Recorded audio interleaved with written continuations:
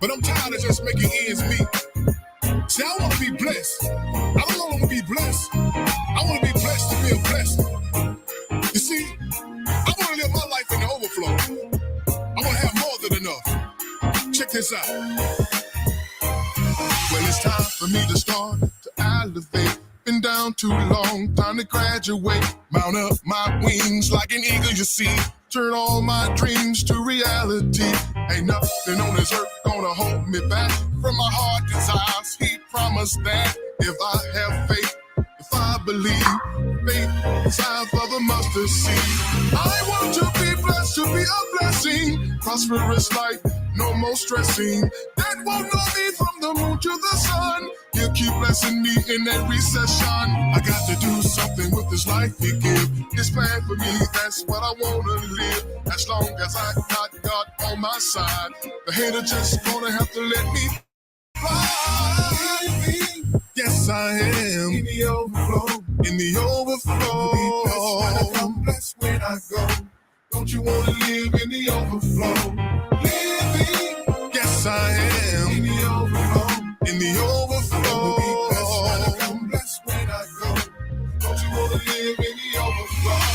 Living. Oh yes, I am in the overflow. In the overflow. I'm blessed when I go. Don't you wanna live in the overflow? Living. Yes, I am in the overflow. In the overflow. I'm blessed when I go. Don't you wanna live in the overflow? See, we got to speak that thing into existence. Because it gonna happen. You gotta believe it. In your heart, and in your mind, and in your soul. So you gotta repeat this after me. See what you say, so you can say what you heard. I wanna be living. I gotta be living. And I'm gonna live. Come on, you repeat after me. Come on, say it. I wanna be living. I gotta be living. And I'm gonna live. I wanna be living. I got to be living. And I'm gonna live. Come on, speak this thing into existence. Let's go. I wanna be living. I gotta be living. And I'm gonna live. Wanna be living. Oh, there y'all got it. Your blessings is on the way. Blessed when I come, blessed when I go. Don't you wanna live in the overflow? Living. I want heaven in the overflow. Right here on earth. Blessed when I come, blessed when I go. Don't you wanna live in the overflow? Overflow. In the overflow. Blessed when I come, blessed when I go. Blessed when I come. Don't you wanna live? Blessed when I go. Living. Hey, what's up, y'all, and welcome to Overflow, everyday conversation with your boy, yours truly, your boy, R to the L, baby. Y'all know how we do it, baby. Welcome to the show on Twitch, YouTube, and Facebook. I ask y'all to do me one favor only, y'all. Please share this live to your favorite group, family members, or whatever, y'all. What's up? We got a lot to chop up today, y'all. I guess y'all know what the hot topic is in the country. The Montgomery Brawl, baby. Them boys were getting it on down there in Montgomery. But them Alabama boys didn't play, man. I'm telling you, the Alabama boys say, look, Alabama got something to say. You know what I'm saying? Ain't no play in BA, baby. You know what I'm saying? Forget what you say. Ain't no more play in BA. Forget what you say. Ain't no more play in BA. You know what I'm saying? The boy went out there, stroking. The boy like Clarence Card out there. Clarence Card. They be stroking. Hey, this the new Alabama, man. This ain't your mama's Alabama, baby. This ain't your mama. This ain't your mama's Rosa Parks, Alabama, Montgomery, baby. Them boys ain't playing. Them boys say we ain't taking no more. Ain't no more boycotts in Alabama, baby. We gonna roll like this. We rolling like this, baby. You know what I'm saying? Jason Aldean, take this. You take your small town stuff back to your small town. Don't bring your small town stuff to the big city, baby. You know what I'm saying? Because we don't play that in the big city. And I'm still waiting on somebody to make that reply to Jason Aldean. You wouldn't do this in a small town. Somebody need to come out with you wouldn't do this in a big town. And them boys show them big time. You ain't going to do this in the big town, baby. How y'all doing? Check in with your boy. What's up, D? BTW7 checking in from Twitch. What's up, my brother? You know what I'm saying? I'm assuming you, brother. You know what I'm saying? Diggs, I see your football here, man. All that. I'm assuming you, brother. But anyway, share it. Please share that live, y'all. What else we gonna chop up? We can chop up a lot of stuff. We can chop up what y'all post what y'all want to chop up today, baby. This is y'all's show. You know what I'm saying? Y'all just post what y'all want to chop up, baby. But we talking about the big story of the day is the Alabama Brawl, baby. Thoughts on the Montgomery Brawl, man. And people just chiming in all over the country on this one, baby. They chiming in all over the country on this one. What y'all thoughts are on that brawl, man? That was they call it a Donnybrook, baby. They took them boys out to the woodshed. You know what I'm saying? I saw that, man. Them boys was scrolling. Old boy swam over there, man. You got brothers swimming to the fight, man. You know what I'm saying? You got brothers jumping over rails, swimming on fight, jumping off boats. Them boys can't like them boys like the military. They can't land, sea, and air. Them boys coming from air, land, and sea to coming to that fight to the rescue of that brother. You know what I'm saying? And I love it, man. I love it. And a lot of people don't understand why are black people cheering this on. You know what I'm saying? White people don't understand why are we so happy about this? Because we have been watching over the last couple of years brothers get beat down and dying, man. You know what I'm saying? You got brothers been dying, cops beating them and people beating them, shooting them, and they're dying and no one's there to help them. You know what I'm saying? No one is there to help. But this brother had plenty of help, man. And I love to see that. A lot of people saying this is going to bring black folk together. I don't know about that, man. You know what I'm saying? I don't know if we're going to go that far with it. I wish we could. I wish we'd have a point to where we just, brothers realize, look, man, we all we got. We all we got, my brother. You know what I'm saying? If we don't protect each other, who the hell will? Can you tell me who's going to protect us if we don't protect ourselves? You know what I'm saying? And brother, and what about Chairman? Chairman, I made a meeting about Chairman. I just had to get in on it, y'all. I just had to get in on it, man. Chairman was whacking motherfuckers. Chairman was whacking them, man. I'm telling you. Chairman was like he was in the WWF ring. Y'all see them old WWF wrestling cage matches when somebody throw a chair in there and somebody just go to whacking with the chair. Chairman, he was coming back from the ATL with that thing, baby. Chairman, he didn't care who he would hit with that chair too. He would hit chicks. He would hit white women laying on the ground with the chair like wham.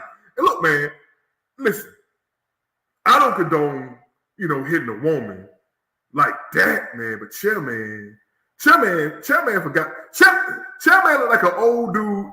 He like one of those old dudes who was like a teenager back in the Montgomery, old Montgomery bus boycott days. And he remember all that. He remember all that stuff, man. And he brought it out. He brought it out this weekend, bro. He laid the wood. He laid the chair. not the wood. What y'all think about Chairman, man?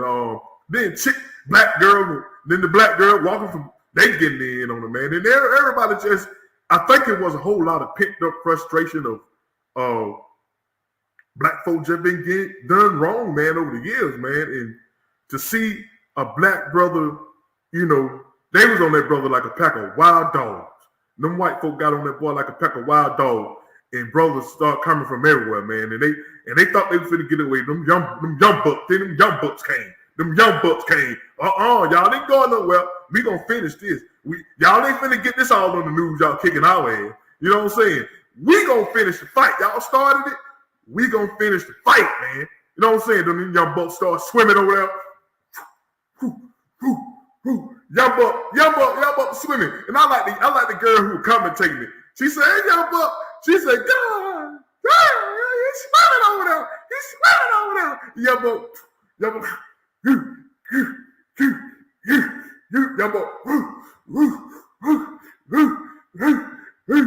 buck, was getting older, boy. Young buck got you that dog. He got to be a strong young brother too, man. Because a lot of people don't understand. When you trying to lift up out that water, man, you soaking wet. Young boy lift up out that water, man. He got on there, man. He started wailing. And young boy, poof. Young boy putting that rapid fire. Young boy had that rapid fire going. Let me play one of these videos. Let me play a video, man. Let me. I got to play a video, right? I got to play a video. Let me play this little video right here. Let me cue this up. Let me cue this up right here. Man, I've been seeing memes all over the place. Let me play a video. Let me see raw footage. Let me see. This is raw footage, right? Let me play this video. Oh man.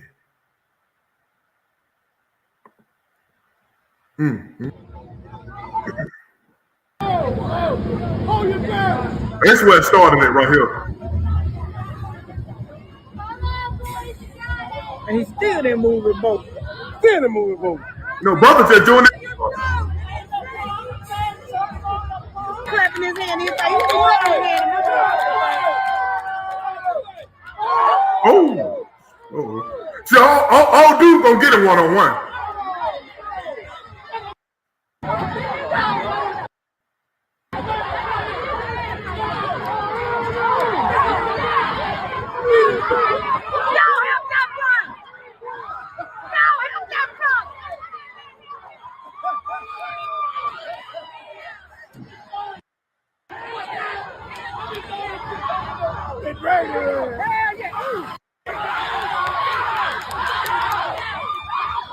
See, here's the thing. See, them white folk was on that, man. I don't know what they were thinking. You know what I'm saying? I thought they thought, you know, ain't nobody that's gonna do nothing. You know, these Negroes ain't never been doing nothing.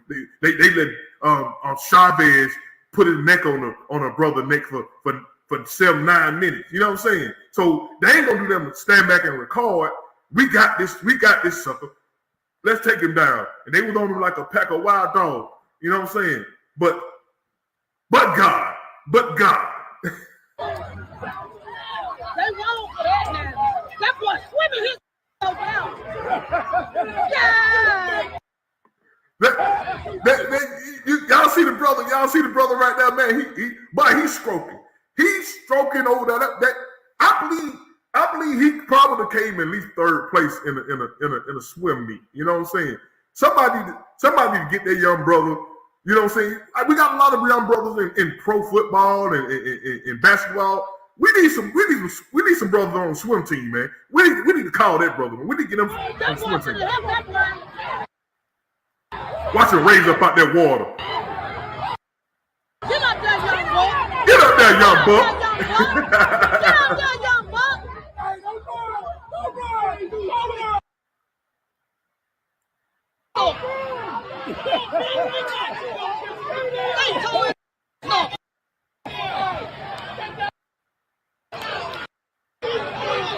We got action, baby. He ain't gonna do nothing. Arrest that. I like that sister right there, man. She did some good commentating in this video, man.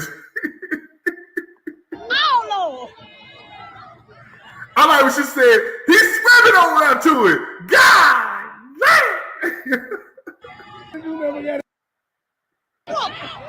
Hey, he want more action. Young boy swammed over there. I mean, swam though. Did you see him take off in that water? Your boy finna go get it. Hell yeah. Hey, your boy swim. No, don't stop him now.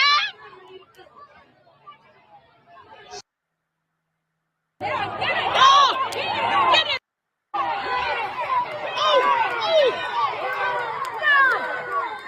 Ooh. Watch him. He just finna take it to him right there. Bam! Ooh. Look at young boy over there soaking wet. Giving it to him. Giving it to the beat. He's son. Take your boy. Oh, there you go. Come on, man. He playing.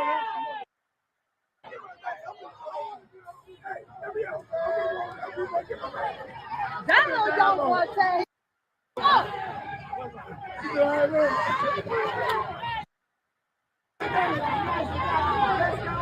Who? No. Who the nicest one? The young boy? No, he yeah,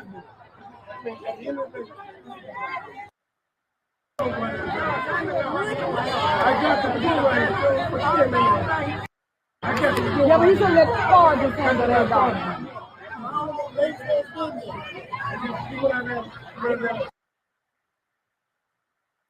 Okay, y'all. So this one part of it.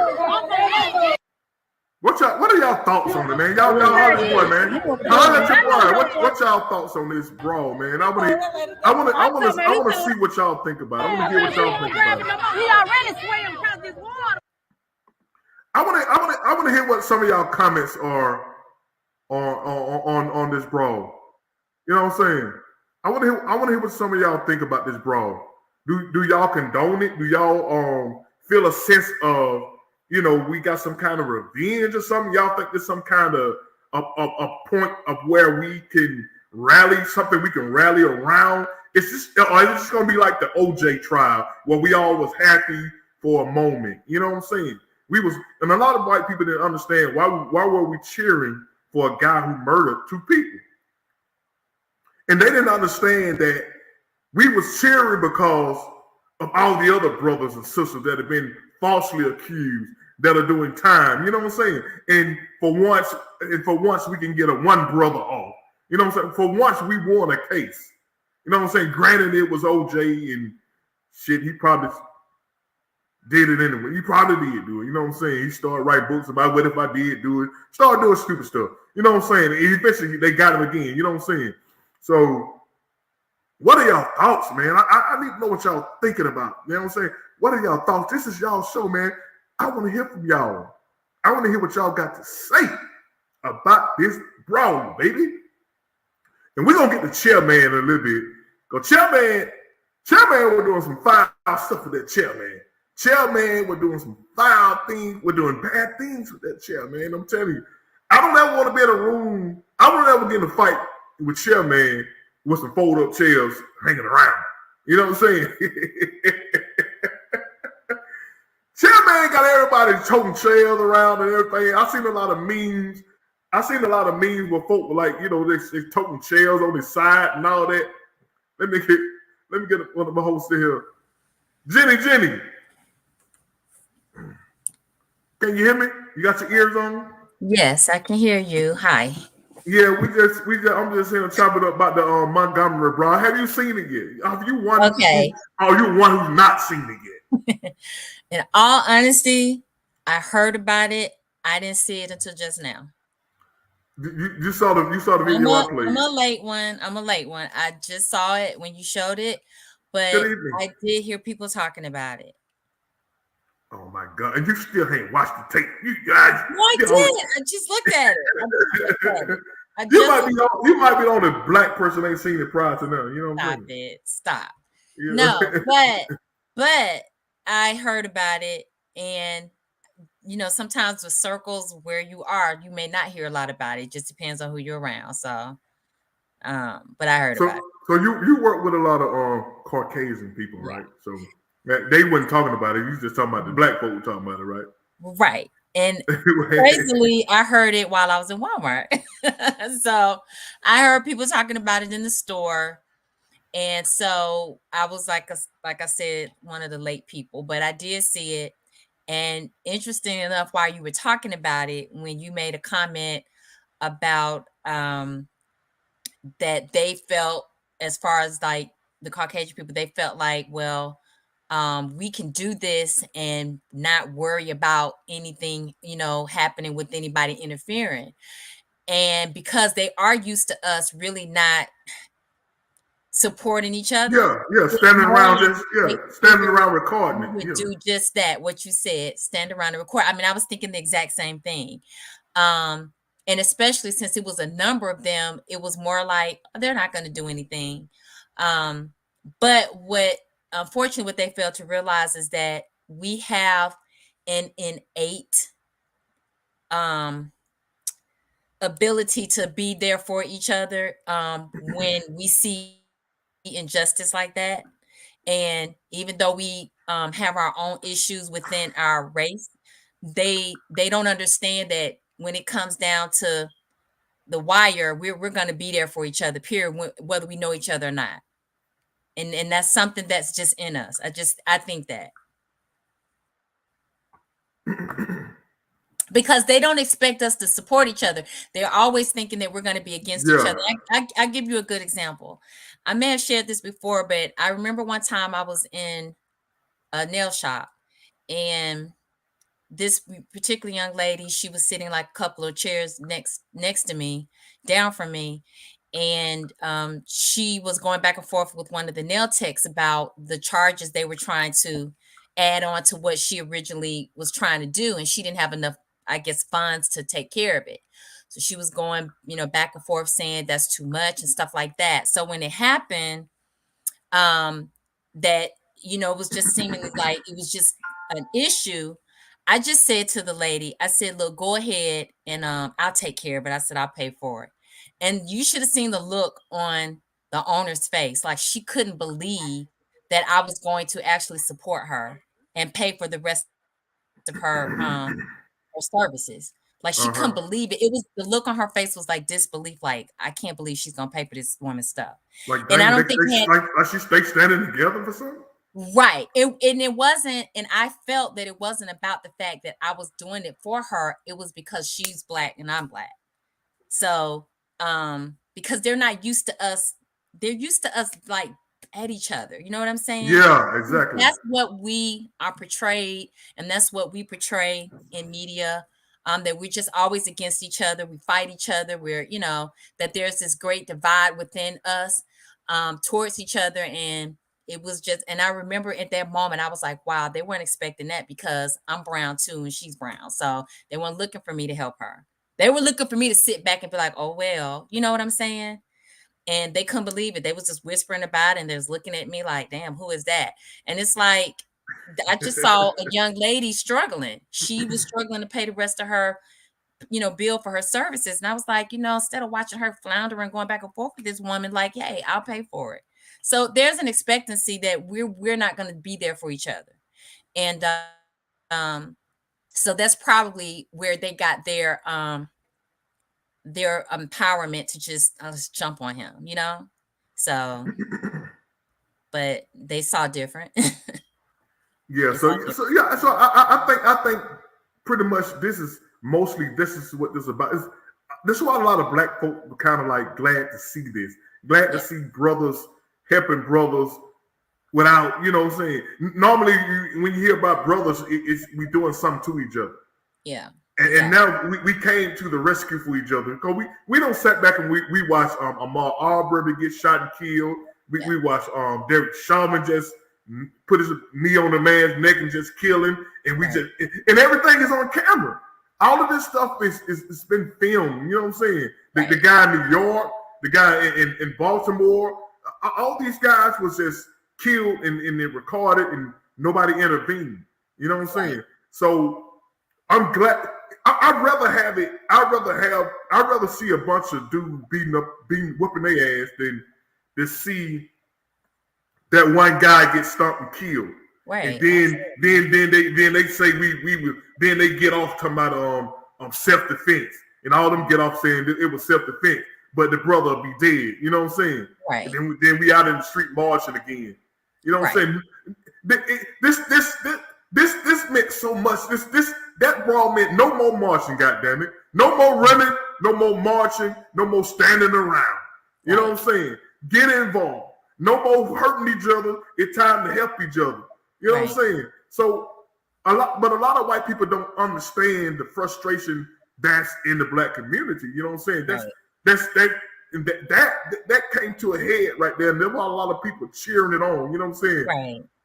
Even Chairman, a lot of people saying I see a lot of prominent black people kind of elated. You know what I'm saying? And they'll start their commentary on saying, I don't condone violence, but I kind of like this one. You know what I'm saying?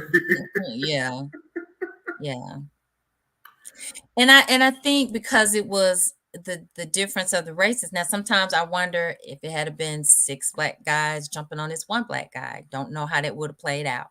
But the thing is that, you know, it was what it was. It was these 6 white guys just feeling like, oh, we gonna corner him. And again, innately, we kicked in with, oh no, he one of us. And we don't know him, but he one of us at the end of the day. And so again, I think that element is missing about who we are as a people. You know, we've been pitted against each other from years back through slavery, but it's in us. I mean, we're going to take up for each other, especially, you know, in a sense of when you seeing a whole nother race of group of people jumping on one, especially on top of the fact that it was senseless. I mean, you just follow the rules. If you don't, you know, want to do what you have to do, then go somewhere else. I mean, but all of it was wrong. Just the fact that they didn't want to abide by whatever the rules were for where they had to part. So it was. Yeah, let me play a little bit of you know, my hopes is that let me see. My hope is that we stay engaged and not just blow it like everything else. We have to be present. Yeah, I agree. I mean, you know what I'm saying? I hope this is something that we can rally around. You know what I'm saying? Right. I hate that it take, you know, us whipping somebody's butt to do it. You know what I'm saying? But right. You know what I'm saying? Hopefully, brothers understand. Look, we all we got, man. We got to protect each other. You know, and especially our women. You know what I'm saying? So let me play a little bit of Ricky Smiley's reaction.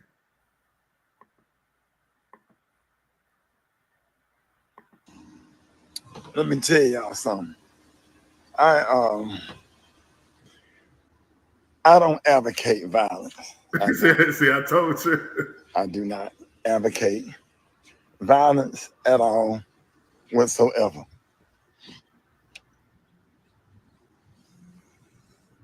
That's it. But today is the first time in my life I done seen a fight break out and I got the Holy Ghost. I done shouted, spoke in tongues, cursed, swung in the air like that dude on Boys in the Hood. All emotions wrapped up in one. I saw Moses part the Red Sea. I saw the trumpet blowing, the angels in the sky. I'm not racist, but see, Trump just did a rally in Montgomery. And see, when Trump leave town or Trump come to town, they get the feeling themselves. And boy, let me tell you something. When I tell you something, the dude, it was a one-on-one. Oh yeah, they taking the video down, but I'm finna commentate. It was a one-on-one. And then the redneck came over there and punched dude in the face and punched him hard. Now, mind you, that's somebody granddaddy doing security over there working at the dock at the riverfront, trying to make some extra money because he got to get them damn children's school supplies and you could tell he was over there working, and Pop don't bother nobody, but the rule is rule. The rule is the rule. Rules are rules. But some people feel entitled. So they had words. So you thought you was bad. You thought you was in 1953 when white folks used to could just walk up and assault a black person like that. And Pop hit him back and did the best he could. Now let's just be honest, they took him down. Let's stop. They took him down. Two of them took it down. It was 2 against 1. It went right. They took Pop on down. But I saw 2 videos, right? I didn't get the full context of the first video, but the second video put that thing into context for me. So all 3 of them, and everybody went over there willing on him. Now then, another black man came and he started thumping. We got to give him a BET award. When he came, he started thumping. He deserved an award. And then the lady was commentating. Now the lady, she should get an award because she was commentating. Because whoever the lady was, she was saying every damn thing we was thinking, what we was feeling at the right time is our exact thought. How she knew our thoughts is beyond me. Then little buddy, little Slim, damn it, Pookie Michael Phelps jumps his ass in the water. And boy, he was freestyling across that lake. You heard me? He wasn't worried about no sharks, no octopus, no tarpon, no tiger shark, no bull shark. He wasn't worried about nothing. He swam his ass across there. And boy, he was getting it. I mean, he was breaststroking across that thing. It was freestyle, but he had the breaststroke to get up on the dock. Then he got his ass up on the dock. And later, he didn't do nothing but drown. He took his shoes off and draw. But the fact that he swam over there, we're gonna go ahead and we're gonna give him an honorable mention, but he didn't do shit when he got over there. Now everybody's sending him money on his Cash App because he swam across. Look at the tape. He didn't do a damn thing when he got his ass over there. But oh no, and behold, the riverboat was running and the riverboat was parking, and it was some dudes in some blue shirts, and they said, hey, get us to the side. The man said, I'm gonna get you to the side. He said, get me to the side right now. And they got closer. The fight was still going on. While the dude over there trying to draw, he didn't do nothing. But then the riverboat moved over, and that thing got up, and they got right there on the dock. And he said, once you saw this right here, he got off the boat and he went, oh,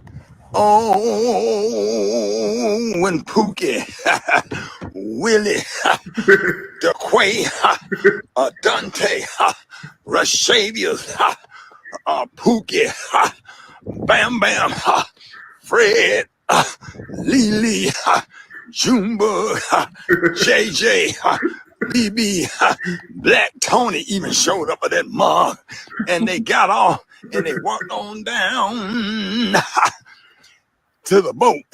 They said, you ain't have no business putting your hands on our folks.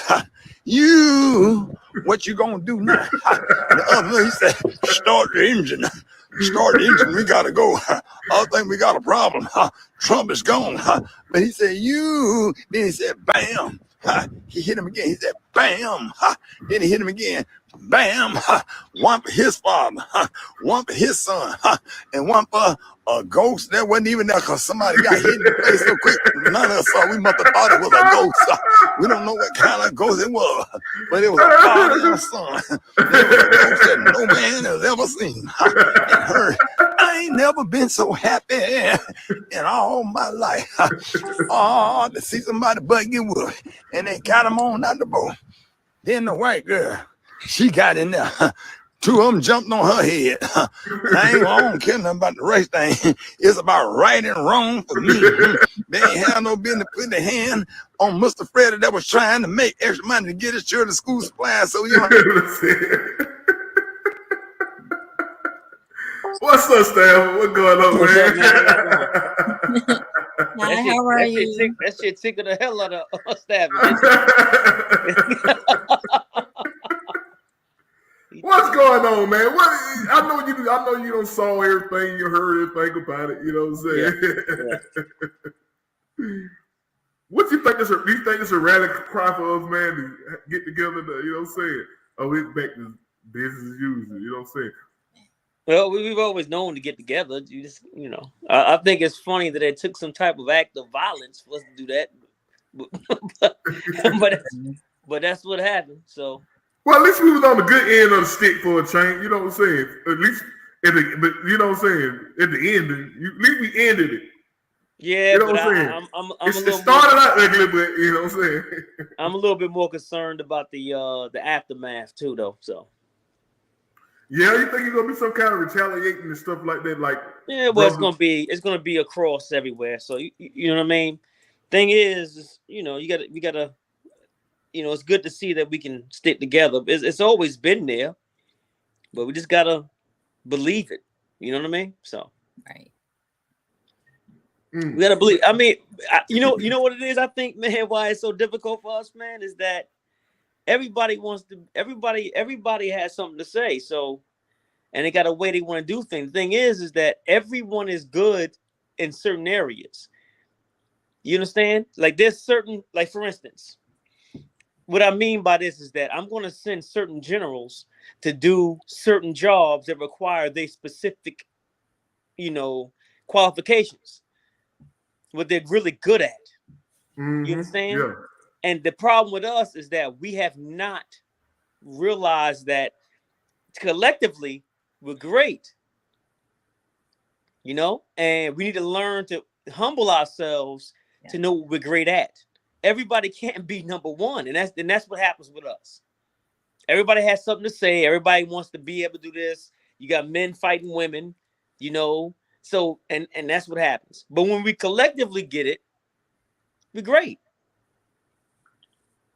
And that's what happens. That's what happens when we work together. So, and they know it. People know it.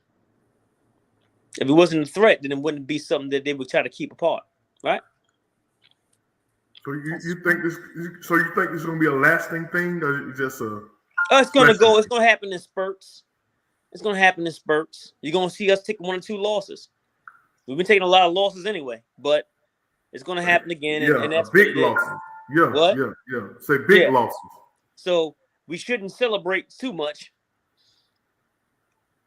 Let me play a little video telling. For Jenny can kind of get what the story is a little bit. You know what I'm saying? Yeah. Let me find it.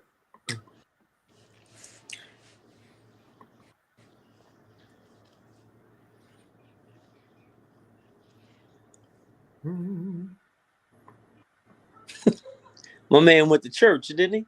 Yeah. That was on Ricky Smiley. Yeah. That was Ricky Smiley right there. Yeah. He went to church on us. Let me play my boy, man, a little bit. Let him explain. Oh, yeah, I like him. I like him. Not our best. Yeah, I've seen his show. You the facts as they happened. This was in Alabama, Montgomery, Alabama, a place called Riverfront, very popular attraction. Security guard was attacked by white males, fought back, and then more. Here it is. I know he was tired of shit when he finished swimming. White shirt is crew from our little dinner cruise boat who got off our ship to go over there to move that black pontoon boat on his own because those guys who parked there were told not to leave it there and they left it there. So he's just pushing it off. That's funny.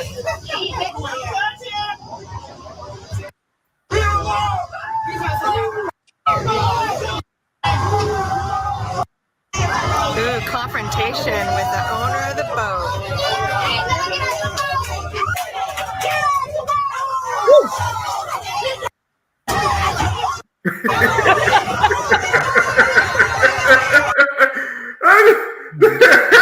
I'm trying to see. I guess I'm guessing the reason why he threw the hat in the air, he was hoping the dude look up at the hat and he could steal it. You know what I'm saying? Nah, I think he threw it in the hell. I think he threw it up in the air to say it's on. Right. Yeah. That's it. That's all. That's what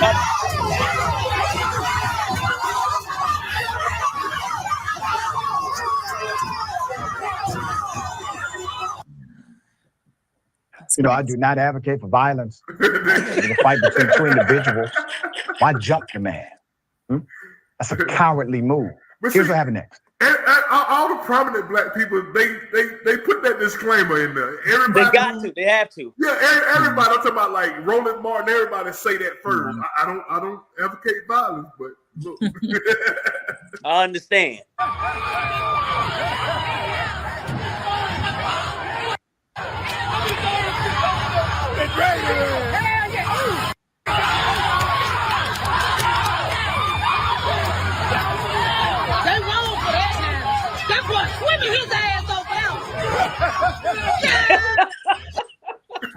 I like that part. She say, "That boy sweating man over there."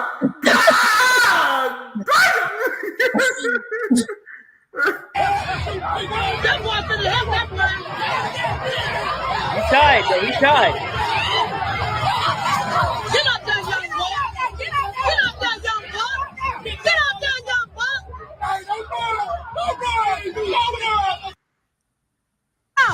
What's up? I was told a minute ago. Yeah. Woo-hoo! Woo! Woo! Woo! They sad. Look at them. They sad. Woo! Beat their ass. Woo! Oh my God. Woo! That what you get. As I said, I do not condone, I do not advocate violence. The security officer was obviously defending himself. He was attacked unprovoked. What happened afterwards was, according to the internet, a mermaid gangster. That's what he's being called. Swam in order to even the odds. Okay?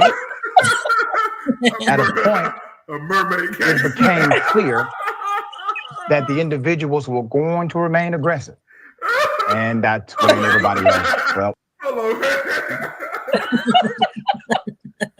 They call him a mermaid gangster. Okay. They decided to get involved too. Let me give you the background as we have details now. All right, let's put it in the picture. The brawl occurred on the riverfront in Montgomery, Alabama. Now, a friend of mine actually texted me this. She's an NAACP leader. That area that you're looking at was actually a slave port, ironically. Oh my gosh. Wow. It was a slave port, and people locally are well aware of the history of that area known as Riverfront. Yeah.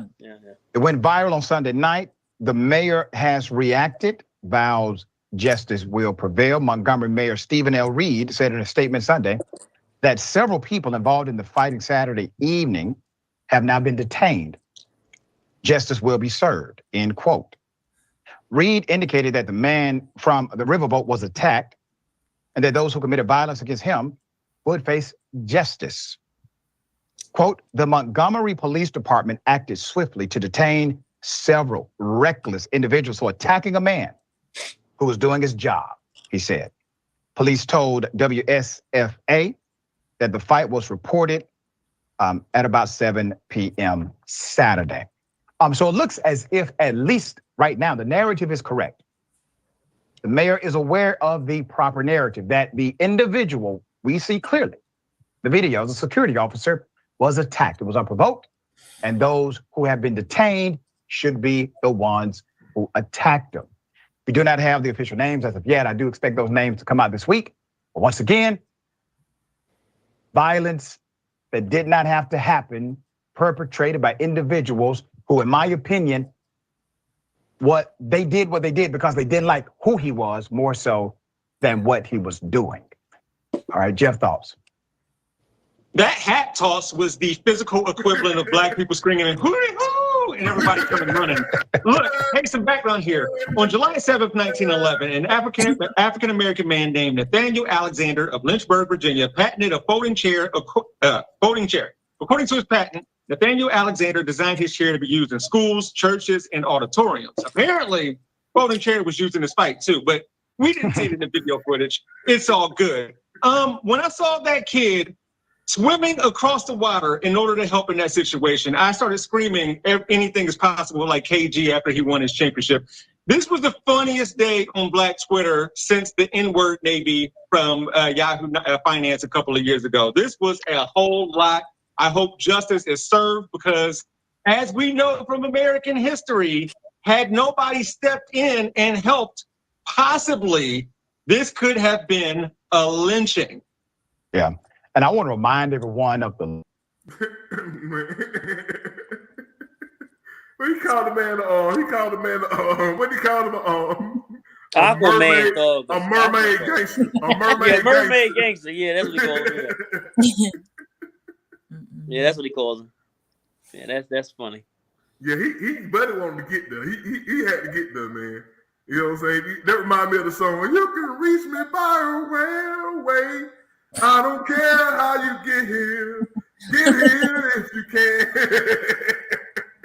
Yeah. He got there. He swam over there. Man, he swam there, man. I know he was tired though when he finished. Man, I don't know. He was throwing some, man. He was knucking if they were bucking. You know what I'm saying? Yeah.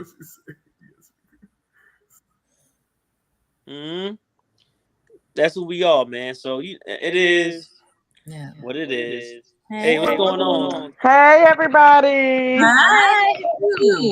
I'm good. How about y'all? What's going on, girl? What's going on? Somebody got an echo. Is it me? The Tina got that echo over there. Hold on. Let me get it together. That sound better? Yes. Okay, I had to cut it down a little bit. But anyway, how's it going, everyone? It's going great. It's going great. Yeah. You still got an echo. Still? Yeah, when we talk, we got still. Okay. You over there cheating. I'm not cheating. I just ain't got all my fancy equipment like you. You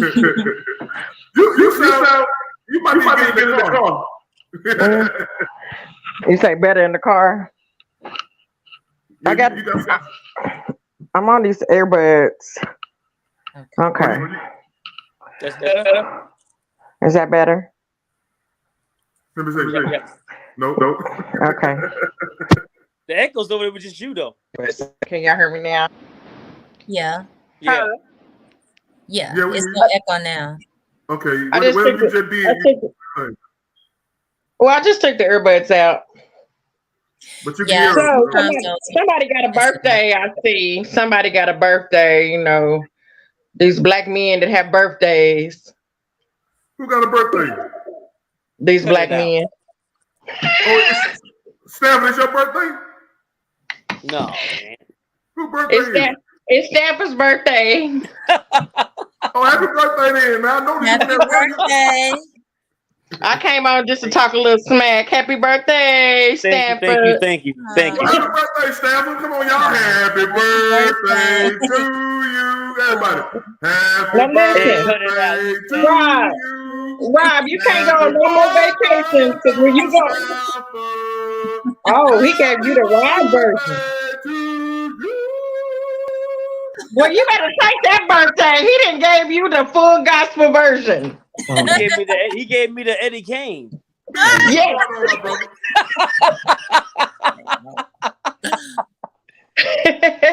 So Rob, you can't go on no more vacations no more. I'm sorry. I'm gonna need you to just no more vacations. Why not? Because these black men is crazy. Oh, I got to go on vacation now seeing that. No, it's all good. No, it's all have them theme music and everything on vacation. Every black man on earth wish he was there. I love all y'all. Every black man hate they missed that historic moment. You know what I'm saying? I love them all. I love them all. But they say that was a day that we will live in infamy. I'll be here for it. Yeah. So anyway, I was just popping in because I got 2 things going to leave out the door. But I was just popping in to say what's up to you guys. I'm having this week. Rob, I got some new poetry for y'all next Tuesday. I'll be on.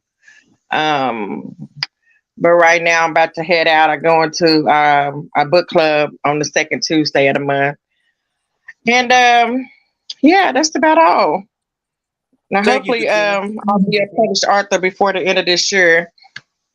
If I quit letting distractions bother me. How do y'all feel when y'all are trying to get a project done? Distractions really hit you real hard. It seemed like everything started coming at you at one time when you're trying to get a goal and something accomplished. And things start hitting you at one time. Stuff everywhere. Just craziness. But yeah, that's what the goal and the plan is. Hey, BT. Well, you'll get there. Hello, how you doing? You'll get there. How you doing? Man, I'm good. I'm great. Yeah. So good. what are y'all thoughts on the Brawl? What are y'all thoughts on the Brawl before you go? Give me your thought. What do you think? You think it's overblown? You think they black folk were doing too much, or you know what I'm saying? I think the means was justified. Now I don't like for us to be out there doing, mama say don't get outside and show your tail, but I think the means was justified. That gentleman was by himself. Somebody decided they need to come to his aid, and that's what happened. Unfortunately, these are the type of things that we are still experiencing in 2023. I think it's unfortunate. And I say that because nobody wants to see black men on TV fighting. Right. But it was a justifiable moment. We went fighting. We really went fighting. We were kicking ass. Well, but come on, Rob, now. Come on now. What I'm saying though, for the first time in a long time, I've actually seen somebody take up for somebody else. People have lost compassion, and they didn't got to the point where they overlook stuff. Oh, that's not my problem. Oh, that doesn't involve my daughter. Oh, that doesn't involve my son. Oh, that doesn't involve my husband or my wife or my girlfriend or boyfriend or my friend. So it doesn't involve me. But the reality is, if we go back to what the village is all of us collectively. Collectively, we are the village, and the village is you. When we was little, people see you down the block, you about to get in trouble with everybody. It wasn't just one person. Yeah. Now we have become a society where you can't say nothing to nobody. Right. Everybody's sensitive. You look at them the wrong way. You tell them they don't like their outfits. It's unfortunate. Right. It's unfortunate. So with that's my thoughts on that brawl. I think the ends justified the means. I was glad to see our brothers come together and sisters come together to protect one of our own.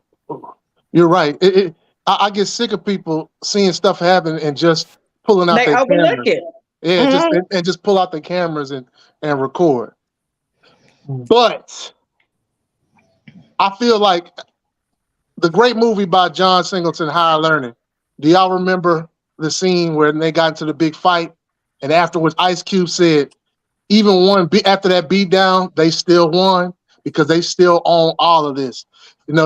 One beat down doesn't count against 439 years of captivity. They still won. That's how I kind of feel too. But I'm gonna just say this. I don't even think that really.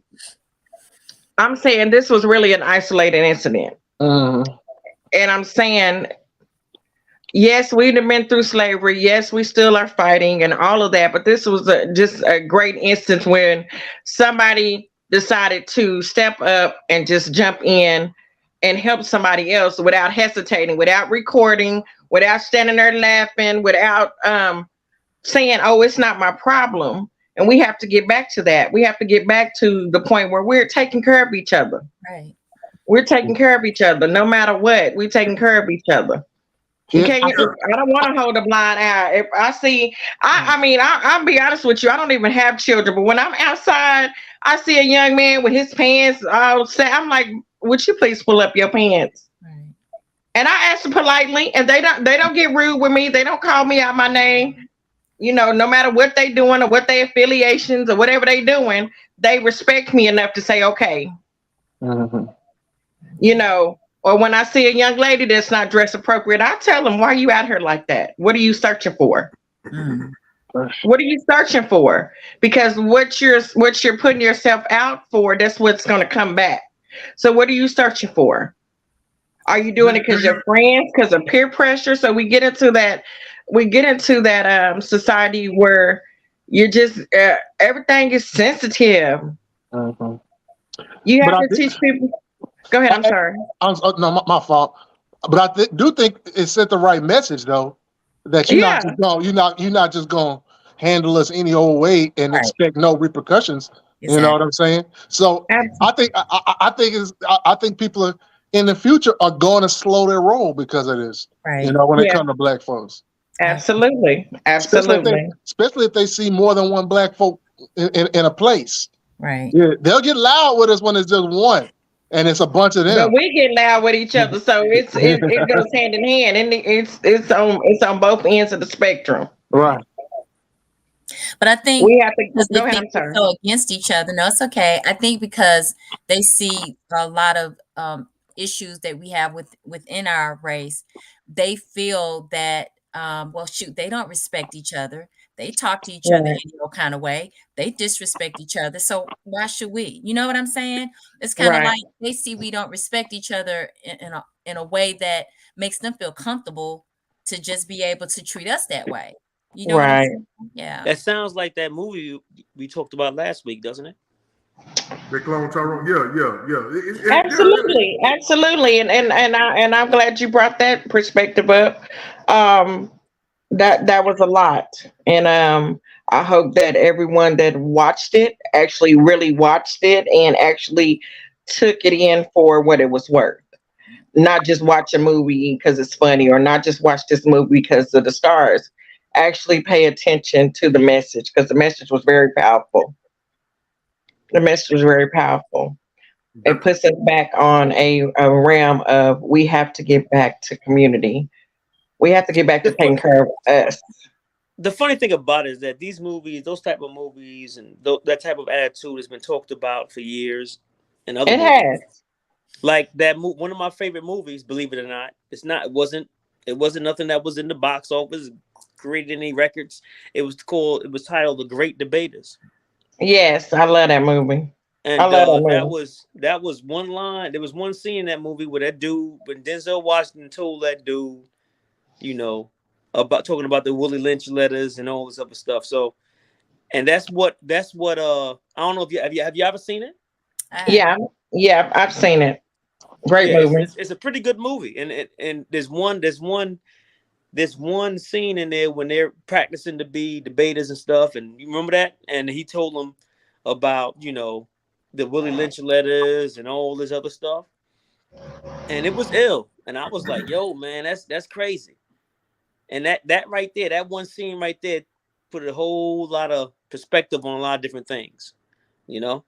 So I think our problem is not our problem. I think that what we need to do as people is make sure that when we are in these positions, to understand that, you know, we can affect our people by being the change that we want to happen. And if we don't do that, then it's going by the wayside. Yeah, we got to start being there for each other. And I'm not just talking about this fight. You know what I'm saying? Yeah. This fight was really a lot of people have it because this fight was just like a metaphor. It's a metaphor for our situation, period. And it kind of felt like the OJ trial when everybody was kind of hooting and hollering at OJ. Oh, he's not guilty. And white people would be like, why y'all so happy? He killed two people. And they didn't understand that it was from frustration of a lot of other brothers who didn't beat the system. You know what I'm saying? In the backdrop for this fight just happened to be in Montgomery, Alabama. Right. You know what I'm saying? Well, they had a lot. It's a lot of big racial history in Montgomery, Alabama. You know what It's really significant. It's really significant. It really is. Yeah. Right. Mhm. It would have hit a lot different if it was like Wichita, Kansas. It wouldn't have been the same, you know. It wouldn't have been the same if it was in Oklahoma. And I mean, you're right. And I think that's probably why a lot more people resonated with what happened. You think so? Because this stuff happens. Well, think about it. Think about it. This stuff happens all the time. That was a slave. That dock is a slave port. Was a slave port. I know. That's what I'm saying. So that's why I think that's why a lot more people. That's why it's more significant to more people. We see brawls between white men and black men all the time, and they ain't made it no super duper production. Is what I'm saying.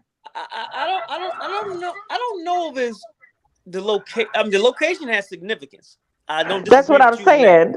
Yes. But I think that if the way things are now, think about it. You know, it depends on what we're talking about. Maybe I'm a little. If you think about it, Rodney King happened, and black people jumped behind that. That was in L.A. George Floyd was in Minnesota. So I don't think it's a geographical thing. I think it's more of a are we right in this instance thing. Got you. I understand that. What I'm saying? We were justified in this. Yeah, but see, all the other instances was like cops beating brothers down. You know what I'm saying? Well, I don't. Back in them days, if you want to take it to that extent, it was regular people being those cops too. Let me see your freedom papers. You understand what I'm saying? They weren't cops, but that's what it was, right? True. Dude took it as it's not about being cop. It's about you thinking that you're more superior to me because of your skin color. Yeah. It doesn't matter what your position is, and that's just what it is. You're right. I agree with that. It was definitely an eye opener. You feel like you're better than me. I've seen so many times where my grandfather told me. My great grandfather actually told me that there's a white dude that was mad at him because he had a fucking piano and he didn't. Yeah. That's wild to me. That's a story they had in Rosewood. Remember that movie Rosewood? What? Oh yeah. Oh my God. I can't watch that movie. I cannot watch that movie. That movie just does something to me that I just can't. I'm like, That Mississippi Burning. And it's The Time to Kill. I can't watch that one either because I think them top 3 movies right there. I'll watch that one. But let me ask y'all something. Do y'all get a sense of something greater coming to a head? Like it is. It's a message to let people know that we are not accepting that type of behavior. You cannot do what you want to us anymore. We are going to stand up for ourselves. We're going to stand up for others. We're going to come to somebody's rescue. Nobody's going to sit there and watch. And as sad as the Carly Russell situation was, America finally paid attention that a black woman was missing. Allegedly. So, allegedly. Yes. I mean, we're going to throw that out there. I'm just saying. But I'm saying the significance of the situation, they actually paid attention. How many have gone missing and nobody cared and nobody looked for them and nobody, So it is a point where we are, America will understand we're not accepting it anymore. You can't treat us anyway. You just can't. It's not happening. You know what's funny about But we also got to keep. We also got to treat each other right too, though. Yes, I totally agree with that. I totally agree. And that's where it stems from. Yeah. Because self-love is the best love. If we ain't loving ourselves and taking care of home, then how do we expect anybody else to treat us right? That's true. And see, and like I said before, innately, it's in us to be here for each other. And I think because there's a natural strength in us. There's a fear of that. So that's why they keep us divided. You know what I'm saying? Yes. So if we come together, if we're wise enough on a whole, if we just look around and say, you know what, we are our best allies. We need to get along because that's where they get their power when they see us at each other. You know what I'm saying? So if we pull together and put our understanding of, look, we are a whole group. If they see us constantly at each other, they feel entitled to treat us like trash. So Right. I think there's a fear that, oh my What is gosh, that? they gonna take up for each other. So this is just the beginning of something that might spark something, you know. But it's That's something already greater. proven that they have anyway. Well, ladies, I'm gonna go ahead and sign off. But I will see y'all next Tuesday. See you. I'll see y'all. Happy birthday. All right, we're gonna pick it up though, Steph, but I ain't forgot about our combo. I'll be back next week. See y'all later. Later. Bye, Rob. Bye, y'all. All right. Well, look at Montgomery said, "What is the outrage to all the inmates dying at the county jail?" I mean, you know, well, I guess he's somebody here. You can answer that. I guess he got to be devil's advocate. You know what I'm saying? With the Twitter fingers. You know what I'm saying? Okay, this is my answer to that question. The answer to that question is we're talking about black unity. He's talking about black people working with white people and stuff to imprison our own black people. That's what he's talking about. And the thing is that if you're gonna talk about that, let's talk about the fact that there's a lot of black people being mistreated in those same facilities. Period. That is being conducted and acknowledged and accepted by black people also that's in there. So, you know, we got to think about those things too. That question was a good question. I'm not going to take nothing from it. It does make sense because it's wrong. Injustice and injustice. But you got to be able to take out, you can't ask a loaded question and expect a quick response and quick answer. You understand? That's how I see that. There's more to it than just that. When you come on there and talk about, tell them what you're talking about. We only see your text, brother. We got exactly. You're talking about something else. Well, which county jail is this happening at? It's somewhere in Atlanta, probably. You know, that's Atlanta. I think you're talking about Fulton County. Yeah, there you go. Yeah, I know that. And we all know we already know the history about the Atlanta prison system. We already know it's corrupt as shit, and he knows it. And black people playing a part of it. Talking about blacks are dying and we are quiet. But you know what though? But you know what though about this Montgomery Brawl? We didn't watch a black man die this time. That's what it's all. That's the whole point. That's the point. We didn't sit back and watch a black man get beat, stuck to death this time. And the white folks say he attacked us first. We got involved. You know what I'm saying?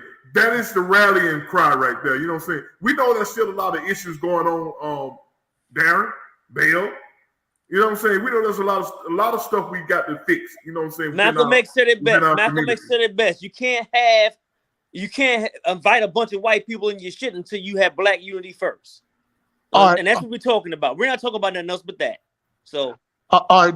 Did y'all notice in the brawl? Okay, when they started jumping on him, there was another employee there, a white dude. Yeah, and he stepped in a little bit. I saw that. He stepped in a little bit, and dude punched him, and he was done. He was done after that. You know what I'm saying?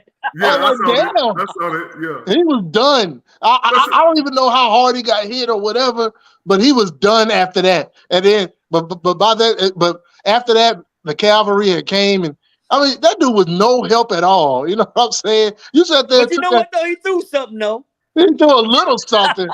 He tried. He cool in my book. Well, I'm glad we didn't have to depend on him to help that brother man. Goodness Lord. Let me see if I find a little bit of Chairman.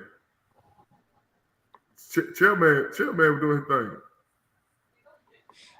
This morning, arrest warrants. Oh, Chairman, I seen that. That's crazy. For this brawl in Montgomery, Alabama.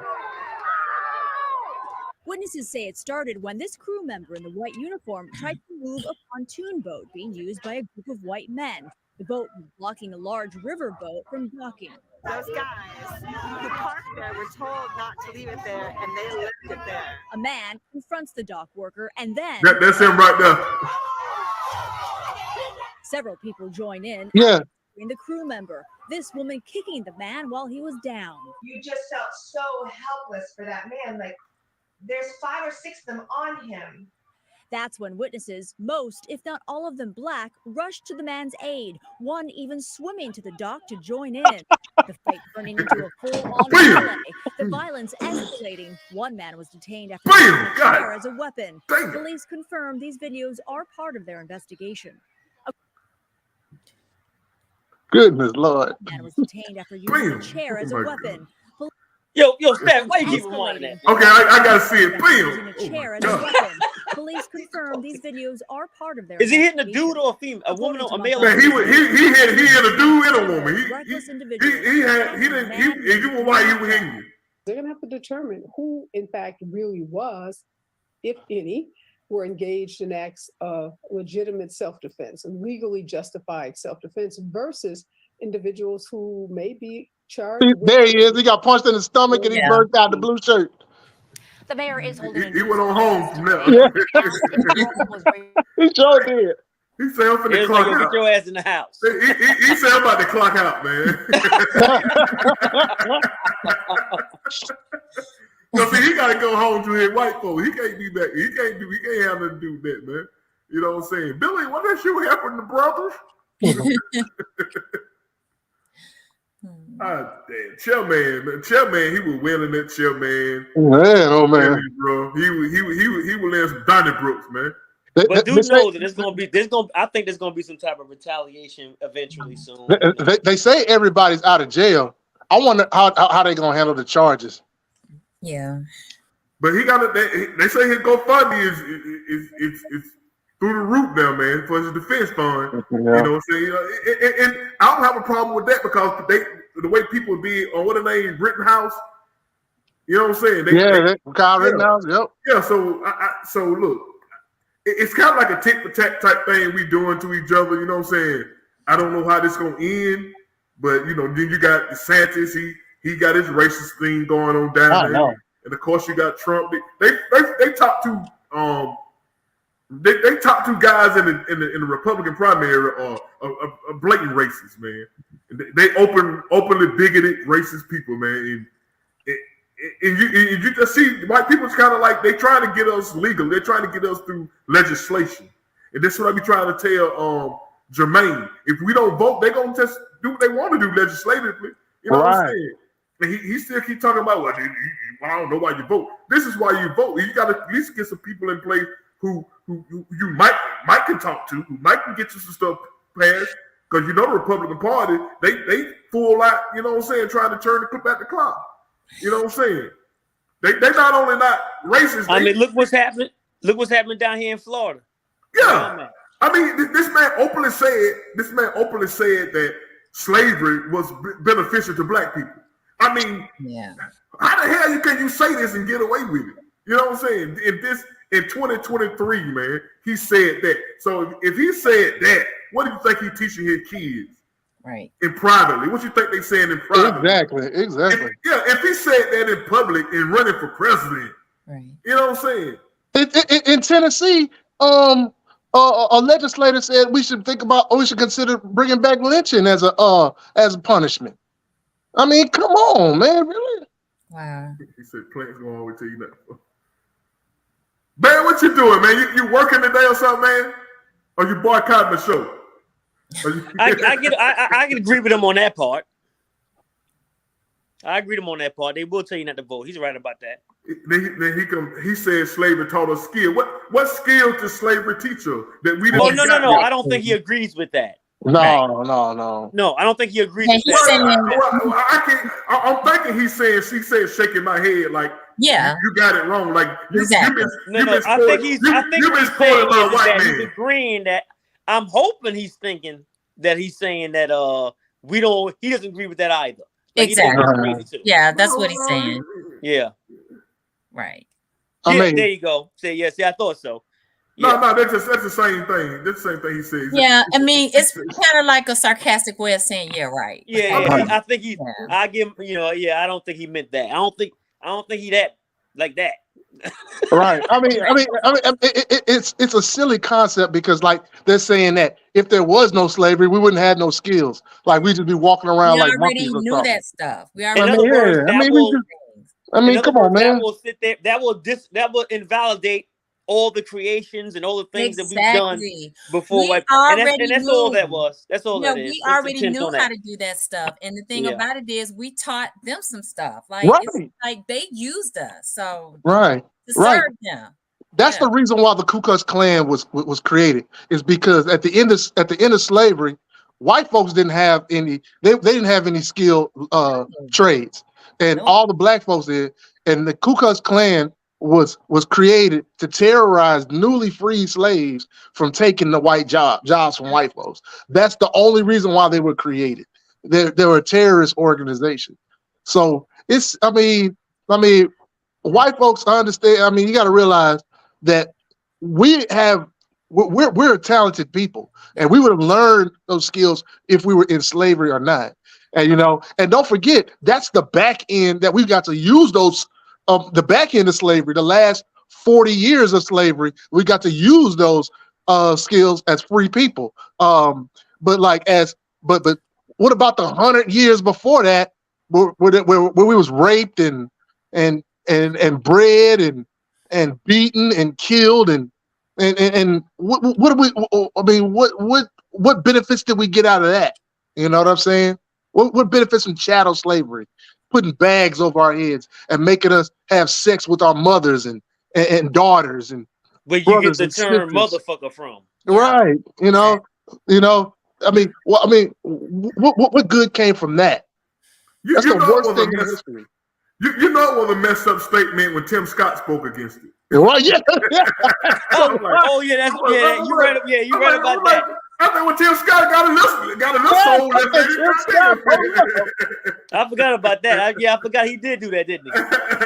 With the last little ounce of black he had left in him. You know what I'm saying? He busted up he busted up that comment, but he still said, he must have had a bad day. Get out of here. He said that? Yeah, he must have had a bad day. I bet you he got a phone call that night. Say, hey, Tim, what you doing over there? He probably did. You can't be like that, man. But shit happens, man. We gotta make sure we stay on code, though. Yeah, that's our hardest part, man. We can't stay on code. We black people, we have so many strong-minded, stubborn motherfuckers. So it's not gonna. It's hard. Right, we can't get on one accord. And we have to understand that we all have what we're good at. Yeah. I can't be good at everything. Exactly. I can't sing for shit. I can hold the note, but I can't sing for shit. Stafford can sing his ass off, right?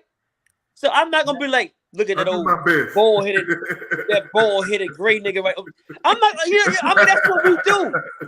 You get what I'm saying? So I feel exactly what you're saying. I had a conversation with somebody about this the other day. It's a lot of competition, jealousy. Just be who you are. We're all strong in who we are and what we do. Yeah. No matter what it is. And if you were the leader, first of all, we have to learn to accept the fact there's going to be a leader somewhere. Yes. And this leader is going to delegate certain, because you are good at what you do in this particular. So you do that, and that's the betterment of the entire community, man. Exactly. But we don't get that. I don't know what that is. I don't know what that is about it. We want to be on top. I don't know shit how to lead people, but I just want that title. Well, you know what it is? It's a lack of humility. A lot of times people don't have that within them. So because they don't have humility, it's always got to be about them. Yeah. I got to shine. I got to be the one that's the big boss. I'm on top. It doesn't work that way because everybody is important and everybody plays a part to make a whole. I think what it is that we have been told that we're not that way so long. Yep. And I think that, we all have something to say, and what I say is important too. And I think that, something to prove, 100% correct. And it's like, we don't have to do all of that. Nope. I don't think we do. I really don't think we do. I think we beautiful the way we are. We just got to make sure that because guess what? The others, they take a lot of things that we do and exploit them. The thing is, we can't do it. Right. I'm talking about throughout history. Right. And not just America, and all over the world. Yeah. You know, there are pyramids all over the place that's older than the ones that's in Egypt. Yeah. And that's the thing about what that's why they don't want to teach our history in school. Right. You know what I'm saying? They want to teach that they taught us everything. They don't want to teach their kids that we taught them everything. You know what I'm saying? I don't know what but it'll benefit them. I think it'll benefit white America if they do teach our history. You know what I'm saying? Right. It's almost like they want to act like, you know, like they are a superior race or something. You know what I'm saying? With their kids, and then they teach them. And this is what they teach their kids at the dinner table. You know what's ill is that, in my opinion, you can't teach the white history unless you teach black history. You can't teach American history without black history. Yeah, so that's something that you can't. And I ain't talking about slavery either. I'm talking about way before that. You know, they want to keep portraying like Washington like superheroes and all that shit. You know, they wasn't. Washington owned slaves. Yeah, he owned slaves. They do stuff like that, but then don't want to teach the people teach about people like about Benjamin Banneker, the one that learned who actually laid the plans for DC, in which all their presidents, you know, living right now. Was living in that house right now. Washington. They say Washington had about 300 slaves, and he spent 6 months in Philly, in Washington, just so he can keep his slaves. You know what I'm saying? So he went back and forth. All of them. You know what I'm saying? Yeah, all of them did it. You know what I'm saying?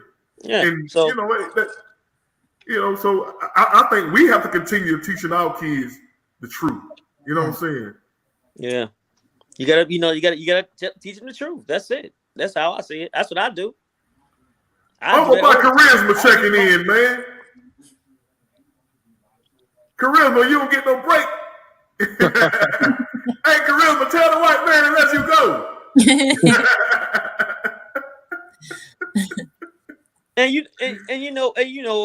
I'm not gonna sit there and say all white people are evil. Oh no, you got to have but it's a lot of it is in their nature though. So yeah, we have had allies over the time. You know what I'm saying? Yeah, we have allies. You know what I'm saying? Yes. You have to have allies. You have to have somebody inside. You know what I'm saying? Somebody with some real compassion, genuine compassion. Yeah. You know what I'm saying? Who want to do the right thing. You know what I'm saying? Well, I think when we say the white man, we think in the system. Right. It's the wrong. They got the wrong people in this running the system. Like, for instance, the white dude that just got punched in the stomach. He probably a good dude. Yeah, he probably a good dude. He reached his hand and I tried to. At least he reached his hand in there. You know what I'm saying? Hey man, look, man. They probably talking, hey man, I tried, man. You know what I'm saying? But you know what though, black dude, he probably ain't mad about that, man. He can't be mad about that, man. This dude kept popping up. There you go. Oh, here a ghost. He just feel like a ghost. What's going on with you, my brother? What's happening, player? You just got in. Not long time no see, man. You know what I'm saying?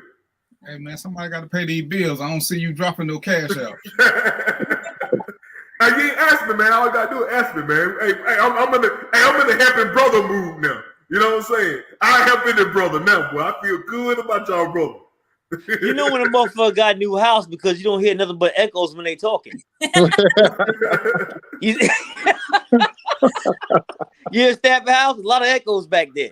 It's a lot of space I gotta feel, man. You know what I'm saying? So y'all, when I have my housewarming party, man, I want y'all to come buy me some toasters and stuff like that. You know what I'm saying? I want you and Trina to come by, man. You know. You gonna have food there? Oh, Cole, you know black folk. We ain't gonna have. I ain't gonna be here without no food. We don't want no damn chicken either. It's gonna be some chicken. It's gonna be a chicken dinner somewhere. We don't want no damn chicken. Hey, Stafford, I'll eat some chicken, man. I'll eat some chicken. What's going on? What's going on, man? The Black What's up, Wolf. bro? What's going on, man? Wolf. Man, I can only speak for a little bit because I got to get back out here. But what y'all talking about the Montgomery situation, right? Yeah. Yeah, that was pretty deep. I did a little history on that too. So, let me hear a little history there. Nah, man, that port, man, that area was a area where a lot of slaves were getting transported, man. Absolutely, bro. Yeah, that area is messed up, man. It's a messed up area, man. And I'm like, why they still got people like riding on that boat to like charade around that boat, having parties and festivals in that area? That sucks. But I guess it's just because we are so far away from our history. We don't even know our history. You know what I'm saying? And that we lady get to a fired generation. I didn't like that they fired those people that was helping that worked for the same company. That was wrong. I didn't like that. They got fired. Wait, what'd you say? They fired the people that was helping the security guard that worked for the same company on that boat that work on the boat. So they fired that white dude? They fired the black lady. I got a whole video on. I think I sent it y'all. She did a whole video about it. I'm gonna send it to y'all. Yeah, they fired her and a couple other employees. I didn't know that. She said that was wrong. She said, and that guy and the guy that got jumped on, the old head, he's from her neighborhood. They are from the same apartment complex. They know him.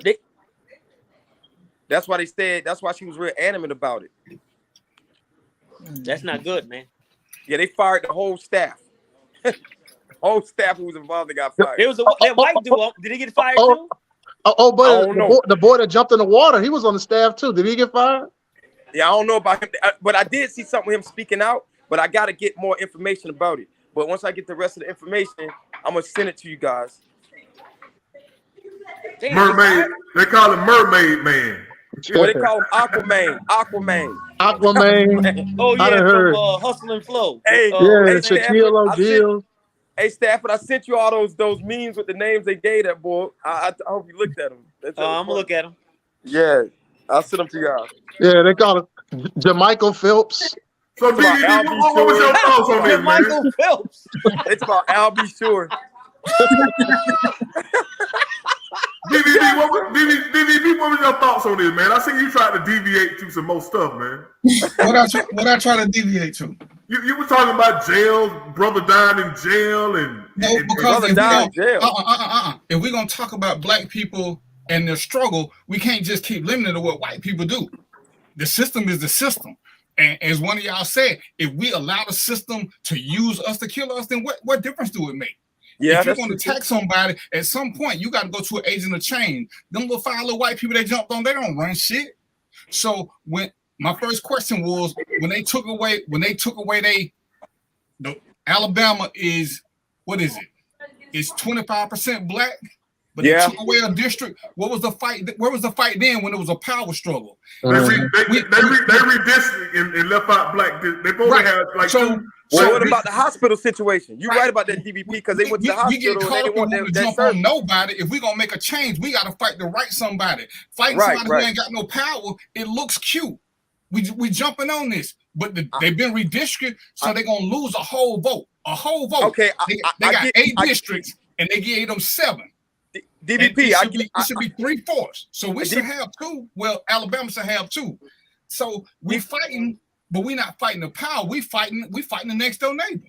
All right, I get your DVP on that. Check this out. I just want to say this real fast. Well, those people went to try to get medical help. They didn't want medical help from that staff at the hospital. They called the police, right? Because it was kind of answer. They didn't want to get no help from the N-words. So that's on them. But I get what you're saying with that situation when it's 25% black. I feel the thing I'm afraid of is a chain reaction, because now it's going to make things even worse when they catch people of color by themselves or somewhere like even I mentioned that earlier. Yeah, see what I'm saying? Even in the judicial system. But I'm gonna say this too. Though, in response to that, is that some people don't know what to do or know how to get those votes and what to do to make that type of impact. I was just about to say that. So with that being said, whose job is it to instruct them? They don't know, so somebody got to show them. Our job. That's our job. See, okay then. Now once we do that, and if they still don't do anything, then we gotta be like, damn, what else do y'all want us to do? We can't just do it for I gotta you. be out. But I hit you up, Rob. I'll hit you. And Staff, but I do understand what DVP is saying when it comes to that. He's you know, I agree with that too. But we have to be able to let them know though, so they know what to do. When I tell you why I don't like being Trump, he come through, he gets stuff, but he don't tell us how to change the system. It's cute to keep getting a Band-Aid when you get a cut, but at some point, you need to get some ointment before you put that Band-Aid on so the cut heal. I mean, we cool with a scar, but we not healing the problem. And that's why I said, even with Lil Bot, they got $4 million for that boy who died by them bed bugs.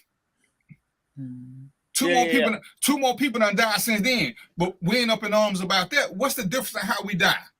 What's the difference? So if we're gonna fight the system, let's fight the people who got power so we can truly change it. These feel-good moments, I ain't gonna knock them, but they feel-good moments and they gone. And then but we gotta start somewhere. Exactly. So let's start with people who can change shit. And no, you're right. We have power, but some people don't know. They don't have the knowledge to use the power in certain areas. Yeah, they don't. They just don't have it. Well, and Robert said earlier, he got people who come on his show that tell us not to vote. And I call them plants, because if our vote didn't matter, they wouldn't keep trying to take the vote from us. Exactly. They wouldn't work so hard to suppress it. But Robert got people who love to tell us your vote don't count, but then they run for office. So I'm confused about that shit, but that's a whole nother show. I think he say that out of frustration. I don't think he really mean that. I think he know. Yeah, you do. He's talking about Jermaine. He's talking about Jermaine. Jermaine posted a video today about some movie or something with somebody saying he was a Democrat, some stuff. But like I said, I don't think Jermaine meaning that in his heart of heart. You know what I'm saying? I think you know voting. I think you know voting vote at all. I think matters. it means what party we vote for. Okay, but when we get into that's what I'm thinking. I'm thinking that's what he's thinking. When we get into the party thing, and it's a cute thing, and everybody say what the Democrats don't do, and I'm cool with that. Let's say what they don't do. They don't do enough. But what Democrats tried to steal something from us. See, they'll keep saying, don't do this, do this.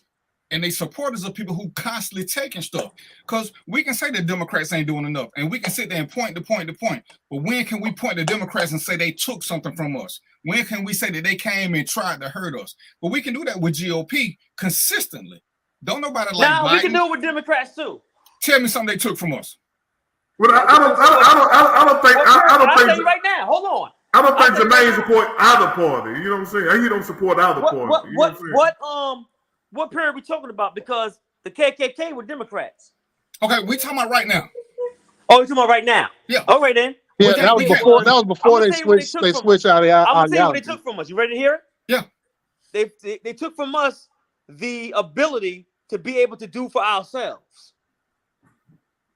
Explain. If you think about it, everything is given to everybody, and it comes from whom? The Democrats. I would walk up the street one day, 1 or 2 years ago, right? And guess what I heard? Some women scheming on how to get on fucking Section 8. And I'm like, yo, what the? But see, Stanford, you talking about a minority of women. Minority. No. If Section 8 is used right, it's a good thing. No, I was just giving an example. Because it's supposed to be a hand up. It's supposed to be a hand up, not a hand out. Unfortunately, people abuse the system. They're gonna always. There's always gonna be that. You're right. But I'm trying to tell you right now, I've heard more than just Democrats. I've also heard Republicans say things like, "Well, since they're giving it away, I'm gonna take it." But let me tell you something. Believe this or not, there are more Republicans on welfare than Democrats. I know that. Way more. Just like there are more Republicans, there are more racist-ass Republicans than it is Democrat Republicans. It was created for them.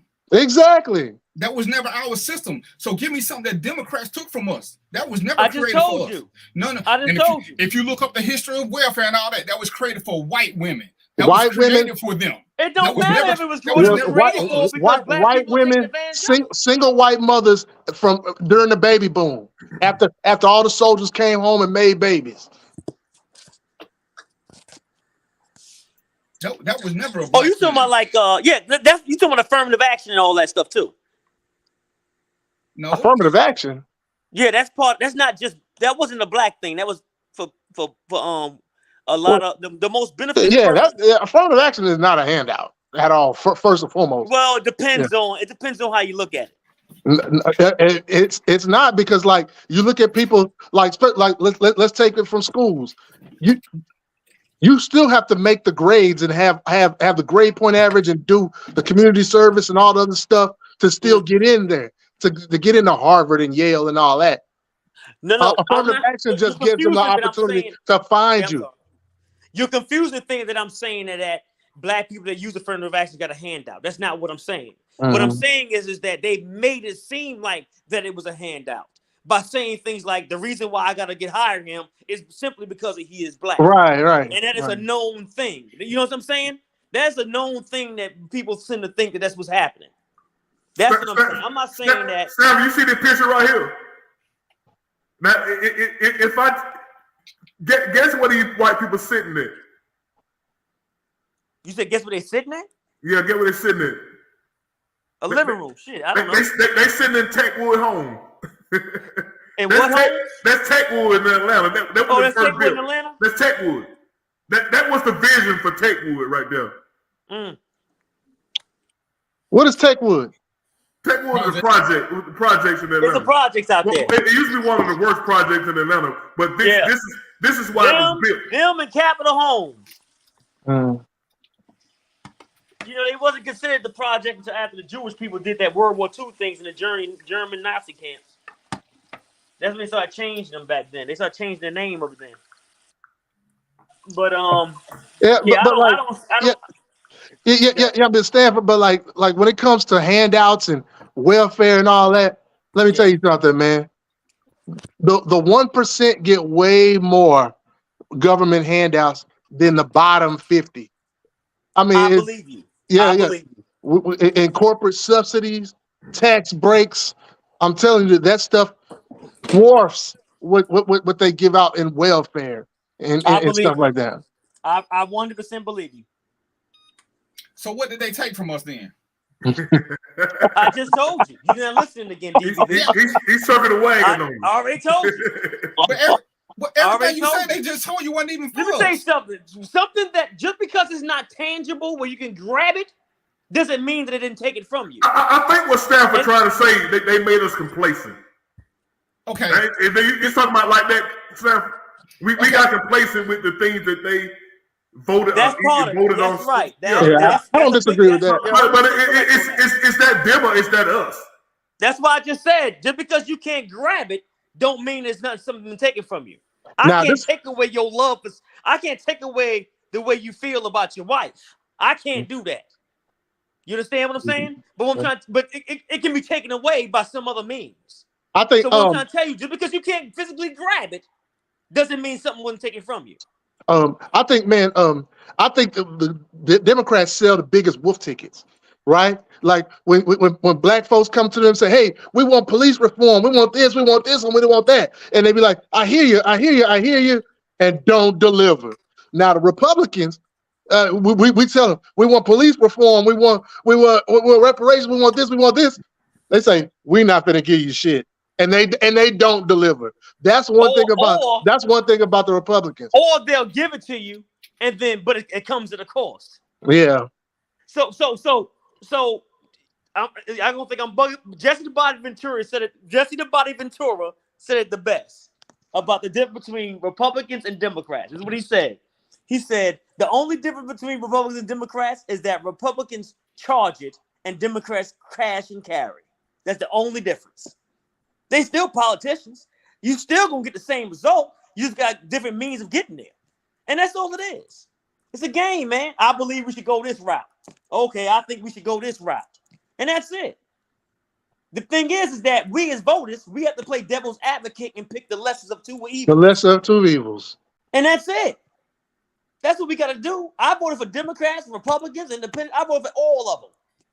The thing is, we got to figure out which is best. And that's the game. That's the game that a lot of our people don't know about. Well, neither one is the best. Game that our people be like, nah, it doesn't help us. So fuck it, I ain't gonna vote at all. You're not gonna find help from no candidate in your entire life that's going to satisfy every goddamn thing you want. Absolutely It's not not. gonna happen. You're absolutely right. But see, Steph, I think the problem is us. The problem is us. We have a voting block that we can use but we don't hold people accountable. You know what I'm saying? We don't hold people accountable. We vote for them and we walk away. I told Charles them the other day, and I told Jermaine too. I said how you fix this is that we got to make politicians earn our vote. They don't earn it anymore. We just simply giving it because they're either a Democrat or a Republican. They're not earning it. What fucking what candidate really? What candidate really in the last 20, 30 years earned your vote? Earned it? Which one? You can't tell me, can you? But you voted for him because of why? Intangible things. But see, we can do that now. Bernie Sanders earned my vote in the primary. Beto O'Rourke earned my vote. Well, I'm talking about the ones. But no, I the get ones what who you're saying. won, BT, no, I they get what you're haven't. saying when it comes to that. I'm talking about the ones that actually, out of the two final candidates for president, who actually earned it. You're right. None of them. I don't have much argument for that. None of them. That's the point. That's what they take from you. Things you can't touch. But see, we're not holding we're not holding the people who we send in office accountable. The people like what are they name, Raphael Warnock, and but before the election we couldn't get enough of him. Now we don't see him. We don't even see him at all now. We got to hold him accountable. We sent you up there to Washington to fight for us. You got to get on the soapbox and you got to talk trash like all the other politicians do. So how do you hold them accountable, Stafford? Don't vote for them. And we have a black caucus, but you know what? They're not talking about reparations. You know what I'm saying? They're not every day getting on the news. We want, hey, Biden, you better give us reparations, or we taking our people over here. I think that the reparation argument is going. I think the reparation argument is kind of the reparation argument. I don't know if we ever gonna get reparations. I'm just not gonna. We gonna get reparations because it's coming to a head. Everything's coming to a head. That's why.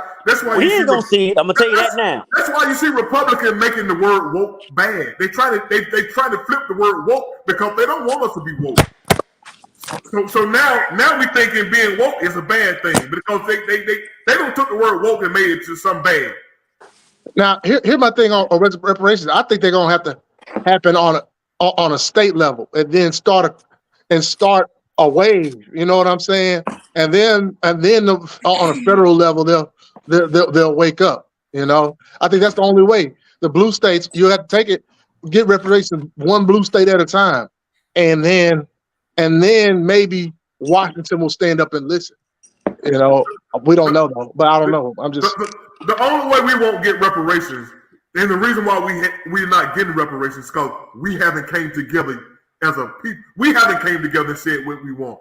We just on talk show talking about reparations, but we ain't got our most prominent leaders and stuff. All them ain't got together in the room and okay, we going to Washington. We got this in our hand. This is what we want.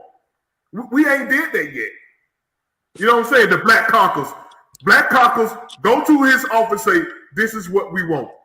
We ain't voting on nothing else that y'all Democrats want until we put this out front. You know what I'm saying? But we got to hold our black politicians accountable. Yeah. Do you know how? But I don't understand. I don't understand why we have a black caucus. They don't do nothing. They don't talk about black people. You gotta realize. I mean, just like we the minorities in the streets, they're the minorities in Capitol Hill, and they get rolled over too. And they get rolled over. But the Democrats need their vote to get something passed. They need to start. You're right. They need to start playing hardball and be like, look, I'm not voting for shit else until y'all get this police reform on the ballot and move forward. I know police reform. I'm not until we get reparations. I'm not voting for nothing else up there. But that's not the stance they're taking in Capitol Hill. That really aren't. Do you know why we can't get those like reparations? I believe, it's my opinion, is the fact that we're not in the positions of power to make sure that we do get it. Right. And I think that I think that we're barking up a wrong tree in a way. In order for people to take you seriously, right? You have to show them that you're serious. In order for that to happen, I disagree, man. I think we are in a position of power.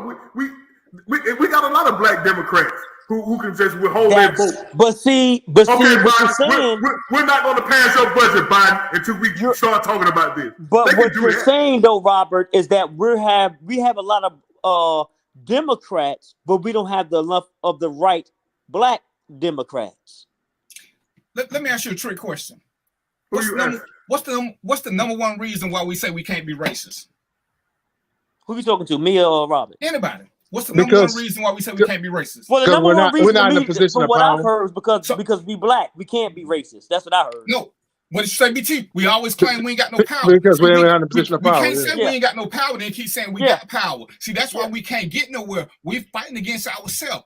The white people love nothing more for us to have this fight. We ain't got power. That's what I'm saying. We don't have the power. We have a lot of Democrats. You talk. Hold on, Robert. You talk about the Black Caucus. Let me tell you how shitty the Black Caucus is, because they got juice. This whole thing that when they was holding Biden accountable for the shit with locking up the black dudes, that came from the Black Caucus. That came from them. They got Biden running through, and then they pushed it all on Biden when it came back to bite them. All the shit with locking up drug dealers, that came from the Black Caucus. They got juice. They just use it when they want to, and they listen to us say we ain't got no power, and they listen to us saying, well, we ain't gonna do nothing. And the minute we say we ain't gonna vote, guess what they do? They give them power. Because if we don't vote, they ain't going nowhere. They ain't going nowhere. And I don't think we're gonna see. As we said, at one point, we ain't got to vote. The lesser of two evils gonna win. So BT said Bernie Sanders earned his vote. Bernie Sanders earned a lot of people vote. But when the choice came down to Trump or Biden, BT got to make a choice. We don't have to like the choices. And too many times we don't understand politics, because what we got to do is listen to what they say they gonna do for us. Most of us have no clue. When I ask people why they voted for Obama, most of them didn't have a clue. They voted for him because he was black. So when y'all say he ain't doing what he said he gonna do, tell me what he said he was gonna do. He didn't do. We didn't know. So if we don't know why we vote for people, how can we hold them accountable? See, and at some point, as Stanford said, understand. We're going to get something. We don't get everything. We ain't even going to get half. But whoever you vote for need to be giving you something so you can start taking these steps. But too many times we align ourselves with somebody who say some shit. They ain't going to do nothing. They just keep talking. So when they don't do it, what do we hold them accountable for? Because what's the lady who was running for governor? What did she say she was going to do? Stacey Abrams. What did she say she was going to do that everybody got on her back? She ain't say nothing. She said a whole lot of nothing. And I asked, why you want to vote for her? They don't like him. Oh, she black. But they couldn't give me nothing. They couldn't give me nothing. We don't know why we want to vote for people. We don't have a clue. And no, we don't. So you can't even get who you want to get to the primary election, because we don't know who we got in the general election. That's on us. Our ignorance gives us that. When you go to churches, what they do during voting season, all the politicians come in. But after voting season is over, you don't see them politicians no more. We don't hold our churches accountable. We don't hold nobody accountable. But we got power because we elected these people based off what the pastor said, based off what the commercial said, based off what the rap song said. And then it's Stanford say, oh, you ain't doing this. And when they say, well, what is it I said I was going to do that you ain't do? Well, you said you're gonna talk about reparation. Play the tape. I ain't never said nothing about reparation. Robert, I hear what you're saying. We ain't gonna never get it because we're black. Black don't count as nothing. Take black overseas and they gonna tell you it don't count for shit. Black people ain't gonna never get reparations because it's an unrecognized. It ain't a race. It ain't a nationality. And so what we gonna get it for? What we gonna get it for? Black can't be legislated. That's the problem. Right. So what we gonna get it for? Being black? We don't want to be Americans. Some of us, we argue about whether we Africans or Hebrews or Jewish or Israelites, all these different titles we got. So even if it came, who gonna get it? Right. Stanford is an Israelite. Jen is a Hebrew. You're an African. I'm from Mozambique. So who gonna get it? So that's the first thing we gotta decide on. What are we? I think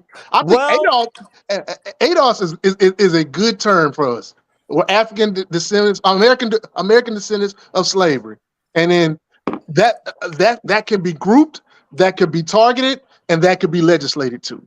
But we got to get it recognized. Just Right. like It's not recognized I want to yet, change yeah. the show, but just like trans women then got Jenny as a cis. Why she got to be a cis? Why we got to change reality? Jenny can't just be a woman no more because trans women are women. I don't even know what the fuck that means. I don't even know what the fuck that means. Cis is the new term for real. Because if you were born a woman, you're a cisgender person. And they done adopted that terminology just like that. You know what bugs me out about that? You know what bugs me about? You know what bugs me out about that? They sat there and fought and they sat there and said, "You shouldn't say that about me because that's not what I am. I am this." But then they sat there and gave those same terms to women. Right. I think that's hilarious. Yeah. But you know what though? Back to the thing, the slavery thing, whatever. Is this when you said something? Y'all both just said that something about that it's not. It can't be legislated. Black can be legislated. Right. The thing that's true now. It can't. But I tell you what, they damn sure legislated back in the days when they had slavery, though. Yeah. They damn sure legislated it then. So it can actually be, what are we? Are we this? Are we that? No, I'm black. It doesn't matter where you come from on that planet. I mean, in our continent, because you know why? Because they got the same people from that same continent. They just speak different dialects. Right. I didn't see a black person because they was from Nigeria back in. I haven't heard of that. They from Nigeria, so you know what? We're gonna treat them this way. And the ones that from Zimbabwe, we're gonna treat them from Congo. We're gonna treat them this way. No, that's not how that happened. You were black. You were black. It didn't matter then. The thing is that we should not let them tell us what our identity is. We figure that out of where we at when it comes to that goddamn continent. That's what it, not them. We do that. Leave that to us. That shouldn't be them. What you need to know is that I'm a black man and that's it. Now let me touch on what he said about the transgender and the gays. The thing about transgender and gays that they separate us from them, they are persistent in what they want. We're not. We're not. Even though what they want what they want is BS, we think they are persistent in going for it. You know what I'm saying? And they push it to the limit. We're not pushing. We see us talking about we don't even know what we hear. We don't even know what we hear. It ain't persistence. They got one goal and they stick to one goal at a time. And that's it. One person speaks for them. They got one, even when they wrong, you don't hear them stepping outside their box. You don't hear them. So their union is strong. And you don't see them fighting against each other. Now I gotta give him credit on that. I gotta give DVP. I give DVP credit on that part. He right even about when they that. disagree, you never see them infighting. That's my point. That ain't persistent. That's like that's my point. You can say you never see them infight, but with us. That's because they have a whole lot of infight. If you put a lot of prominent black people together in one room, you're gonna have a million ideas of what we should do with reparations. Right. You ever watch Star Trek? We keep calling for reparations. We don't even know what we want. We don't even know what we want. You're right. Because some people want 1,000 acres that they ain't gonna take care of. We don't pay property tax now. So when you watch them, they got an agenda, and whoever's at the head. With all the stuff they got, they prioritize it and they go one at a time. They don't throw 10 things in the air. They take care of one item at a time, and everybody's just got to wait their turn. Exactly. We don't have the patience because Stanford want his 20 acres. BT want his 20 mules. I want decreased child support. Jenny wants something. Everybody want to be first, and that's why we can't do it because we don't. I think Stanford said it earlier. We don't want somebody else's idea to come before ours. So we don't want to wait our turn. When you look at the best leadership, the bullshit police unions, they take on one at a time. They don't never come in with a bunch of things. We're going to get this done or we're going to sit. There is nothing else to negotiate. They got the marriages. When they was talking about getting the marriages, you didn't hear them talk about nothing else. They didn't say nothing about cis or none of that. They got the marriages. Now, so I want to say it's 26 states where you can get your birth certificate changed. They did that shit right up on our nose. They got one objective at a time. They don't move till they get that objective accomplished. They don't come with 20 objectives. They got 20 on the list, but they do one at a time. And slowly but surely, they check all of them off one at a time. They don't never try for 5 at a time. One at a time. They want to take insurance. What they got?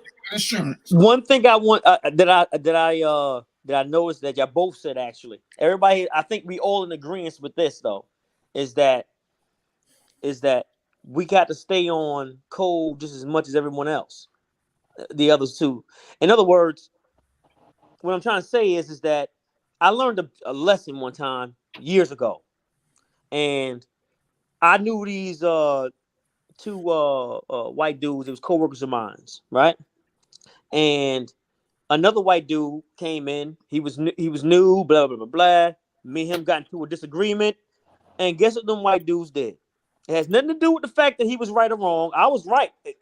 Ultimately, it ended up turning out to be that way. But guess what them white dudes did? They went straight on his side. And they knew me for years, but knew him for about a month or two. They stay on code. It's that tribal thing. We, as black people, we don't do that. We don't do that. And we come from tribes. That's what's wild about it. We come from, you know, Giraffe Avenue, HUD 11. You understand what I'm saying? We come from them tribes. And here's the reason for that is that we don't necessarily agree with everything that we do. And Stanford, you should know that better than any of us. Because right. I mean, we can't justify some of the stuff that we do. And then if it happens to be a white person involved, and we'd be like, But I get what you're saying. This is where our weakness is. Let's just say the 5 of us had we had our own tribe. What we have to understand is everybody got a specialty. When that specialty come up, let that one person speak. Don't nobody else say shit. And if it's BT time, we got to sit back and wait our turn. When it's Jenny time, everybody got to sit back. What happens is when it's BT time, me and Steph raised our hand because we want to know why our issue. We want exactly. And that's what. You can have a big tribe, but everybody got to have a specialty. And when they time come up to the mic, they got to have all this shit together. You don't need to know 20 different things. All you need to know is one and be an expert at your one. So when they say, Jenny, what about this? Jenny got all the answers. BT ain't trying to step in and be like, well, what about this? Stanford ain't jumping in. I ain't jumping in. And everybody wait their turn. So now Jenny got a coalition. She getting her stuff passed with us. So now it's our turn. Jenny get her coalition to side with Stanford, and now we can push Stanford issue in his turn. But everybody want to be first. Everybody want to say, well, that ain't important. I want this. I want mental health care. Y'all want reparations. Somebody else want this. Everybody wants something different, and we don't know how to wait our turn until when the subject come up. That's when we look to say, okay, well, that's Stanford's subject. Stanford, take the mic. And we just sit back and just like when Malcolm X used to do something, because can't nobody tell you nothing about Malcolm X fighting nobody. But Malcolm X had a crowd of people. When he said something, everybody stood there and showed solidarity, whether they agreed or not. The boys stood there. They ain't jumped on nobody. They just showed unity and force. And what happened? Everybody bad. I was like, damn, we don't want these problems. We can't do that. The other side of that coin, the flip side of that coin too, in my opinion, is that though I can be the expert or anybody, DVP, Stafford, Jenny, BT, y'all can be the expert in your little fields, right? If someone was to question it or ask a question, it doesn't necessarily mean it's an attack on you. You know? And that means that you can't let your ego get the best of you. We let a lot of our people, we let our egos get the best of us, and it leads us down the wrong path. And we can't allow that to happen. That's just something that we can't have. If I know manufacturing, okay, I know that. That's what I do for a living right now. I also know the military, but I know manufacturing. That's what I do for a living. If none of you understand manufacturing, and then I say something that might sound suspect to you, you come to me with a question, I can't let my ego say to you or act that way like, you don't know shit about goddamn manufacturing. What the fuck you questioning me for? I can't be that way. I have to take that criticism. I have to take that critique and be like, yo, hey, they don't understand. I'm going to explain it to them. If you a lawyer, I can't tell you about the law. I don't know. I know a little bit about the law, but I don't know what a lawyer knows. But see, that's why when we get together, before we go public, we grill each other to make sure everybody owns something. And if it's your subject, Stanford, you pick whoever know the second best, and they sit there with their little notepad. Like when you see them people talking, if Stanford say something out of pocket, I write them a little note and I put it there in front of them because I ain't gonna never challenge them in front of people. It's kind of like a household, and I'm gonna let Stanford know. And then he said, "Oh, then Stanford can do what they say." Someone say, "Oh, I misspoke. I meant to say this." Because all you gotta do is just slide, but we gotta be on one accord. And whoever's there, let them speak. When they say, well, DVP, what you think? And I be like, no, Stanford is the expert. I can be writing notes all day long because I'm paying attention. He answering questions, but I'm paying attention and listening. And that's what we falter because everybody, as Stanford said, everybody want to be the quarterback. Somebody got to block. Somebody got to catch him because we're going to make mistakes. And instead of sitting back there and saying, oh, man, Stanford fucked up his chance. No, I'm going to correct Stanford and shoot him a little something so he can look down at it. Because he going to look down when I have the paper because he know that's my only job is to make sure he on point. Because if it's his subject, he going to be passionate about it. And sometimes we get passionate, we speak too fast.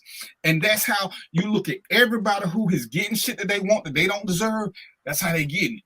One step at a time. You're right. One step at a time. Yeah, sometimes we have to check our egos. When you look at this shit, like I said, and I ain't picking on them because, I mean, whatever. But they got a law passed where they can get their birth certificates changed. Who heard about that shit?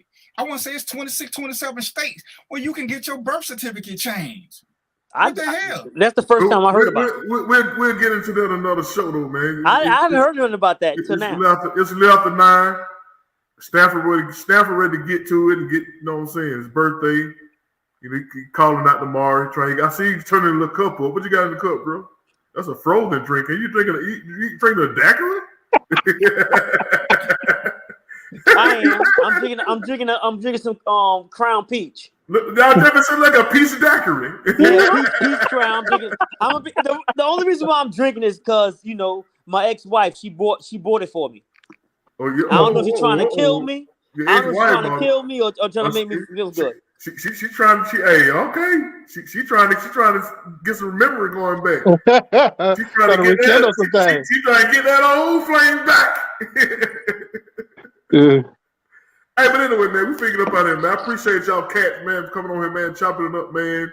You know what I'm saying? DVP dropped on in, Tell Trina, hey, man. Yes, sir. This dude. Yo.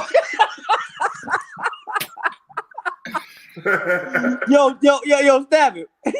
He didn't like that shit. No, he cool with that, man. I'm joking. BT, I'm coming to your town, man. When you coming, man? Let me know. Drake's on me. I ain't going to Florida. Everything underwater under Florida. So nah, don't. I ain't coming. To Florida. You can come to Florida. I'm here. Y'all don't like black people.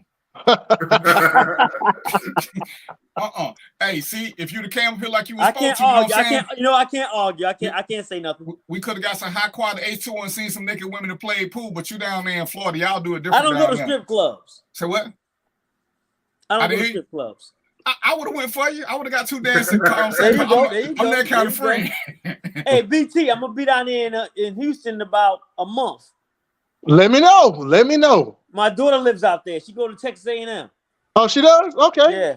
I live Texas A&M is about 2 hours from me, but that's all good. I live going that way. Yeah, I'm coming. I'll be out there, and obviously my other kids, my kids live with me, but they mother live in Atlanta, and I go to Atlanta often. Mm. Hey man, these balls tripping in the chat. I don't know about you though, Stafford, man. You might have me in trouble though, Stafford. Hey, what's going on with y'all boys in the chat, man? Y'all boys about pulling up and on site and all that stuff on over there. Oh, you talking? Oh, that's that's. But anyway, man. Yeah, that's another topic. That's another topic. Let's get these parting comments in. Jenny came in to give her parting comment. Come on, Jenny, get your part. Hey, Come Jenny, in. I thought you left us. I thought I said something that offended you, Jenny. Jenny ready to get out of here, man. That's what it is. Jenny says after 9 o'clock. Jenny, you want to get your part and comment? I don't think she can hear you yet. Unless she having technical difficulties. Well, anyway, yeah, I'll go.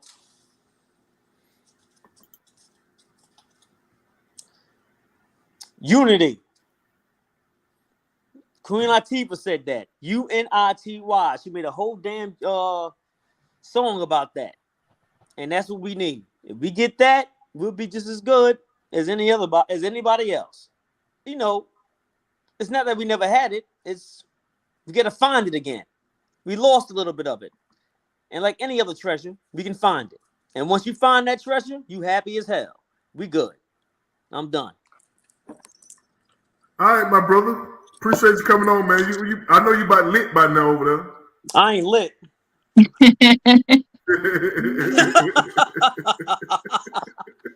Hey, Jenny, I thought you left. I thought I said something that offended you, Jenny. No, not at all. My computer decided it wanted to have some connectivity issues, so I had to log off and get on my phone. So you know you must be special, because if that was me, they'd have told me to change companies and that's exactly what they all told me. Stafford was one of them, telling me about you need to get that cheap phone or that cheap internet. That's what they were telling me. Did you change it? Yeah. It worked then. It worked then. You know what I'm saying? Hey, man, appreciate you, man. Appreciate you coming on and chopping it up, man. Hey, later, man. Hey, man, enjoy the rest of your day, man. You got about, what, 3 more hours? Yeah, about 3 more hours. Got about 3 more hours, more man. than that, because this weekend's where I'm doing it. Okay, where you going? Because my birthday's on a Tuesday. They was, What you doing? Where you going? You going somewhere? Yeah. I'm going to Aruba. I'm going to say you don't want nobody to know where you're going. Okay. Yeah, I'm going to Aruba. Do it big, man. Do it big. Yeah. All right, happy birthday again. I enjoy. All right, bro. Holla at you. Have a good one. I guess I can go next, I suppose. So my thoughts about everything boils down to this. As a people, we're extremely talented, we're powerful. We do lack a lot of knowledge. And I think that's why we have not had the ability to get farther ahead in this world.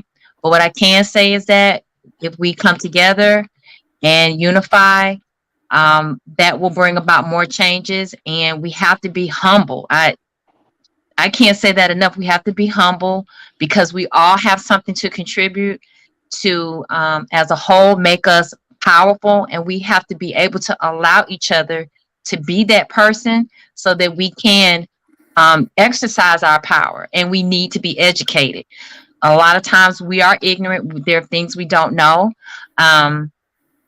There are people that do know within our group of people, and we have to appreciate those people and come together so that we can gain the knowledge that we need so that the power is greater. But we have to have humility and we have to have the self-love so that we can love each other. And I think we'll see greater things amongst us for the world to see. But as long as we are constantly competing, comparing, disrespecting each other, we won't get anywhere. So we have to have the love, the humility, and the appreciation for the differences and get educated at the same time. And I think that's what's going to solve a lot of our issues. On that note, y'all have a good night. All right, Jenny from the block. Bye. BT, what's going on with you, man? I know when you watching them Astros get tore up over there. They are. We're getting beat by them Orioles, man. Orioles are good though, man. Man, they're the best team in the American League. So I don't have much of a part. I don't have much part in shot, man. I just want to tell people, remind people to vote, man. Your choice is your voice. You know, just hold your, especially on the local level, hold your people accountable. That's all I can tell you to do. Don't walk away from the voting process. It's very important. All right, my brother. Peace out, man. Peace out.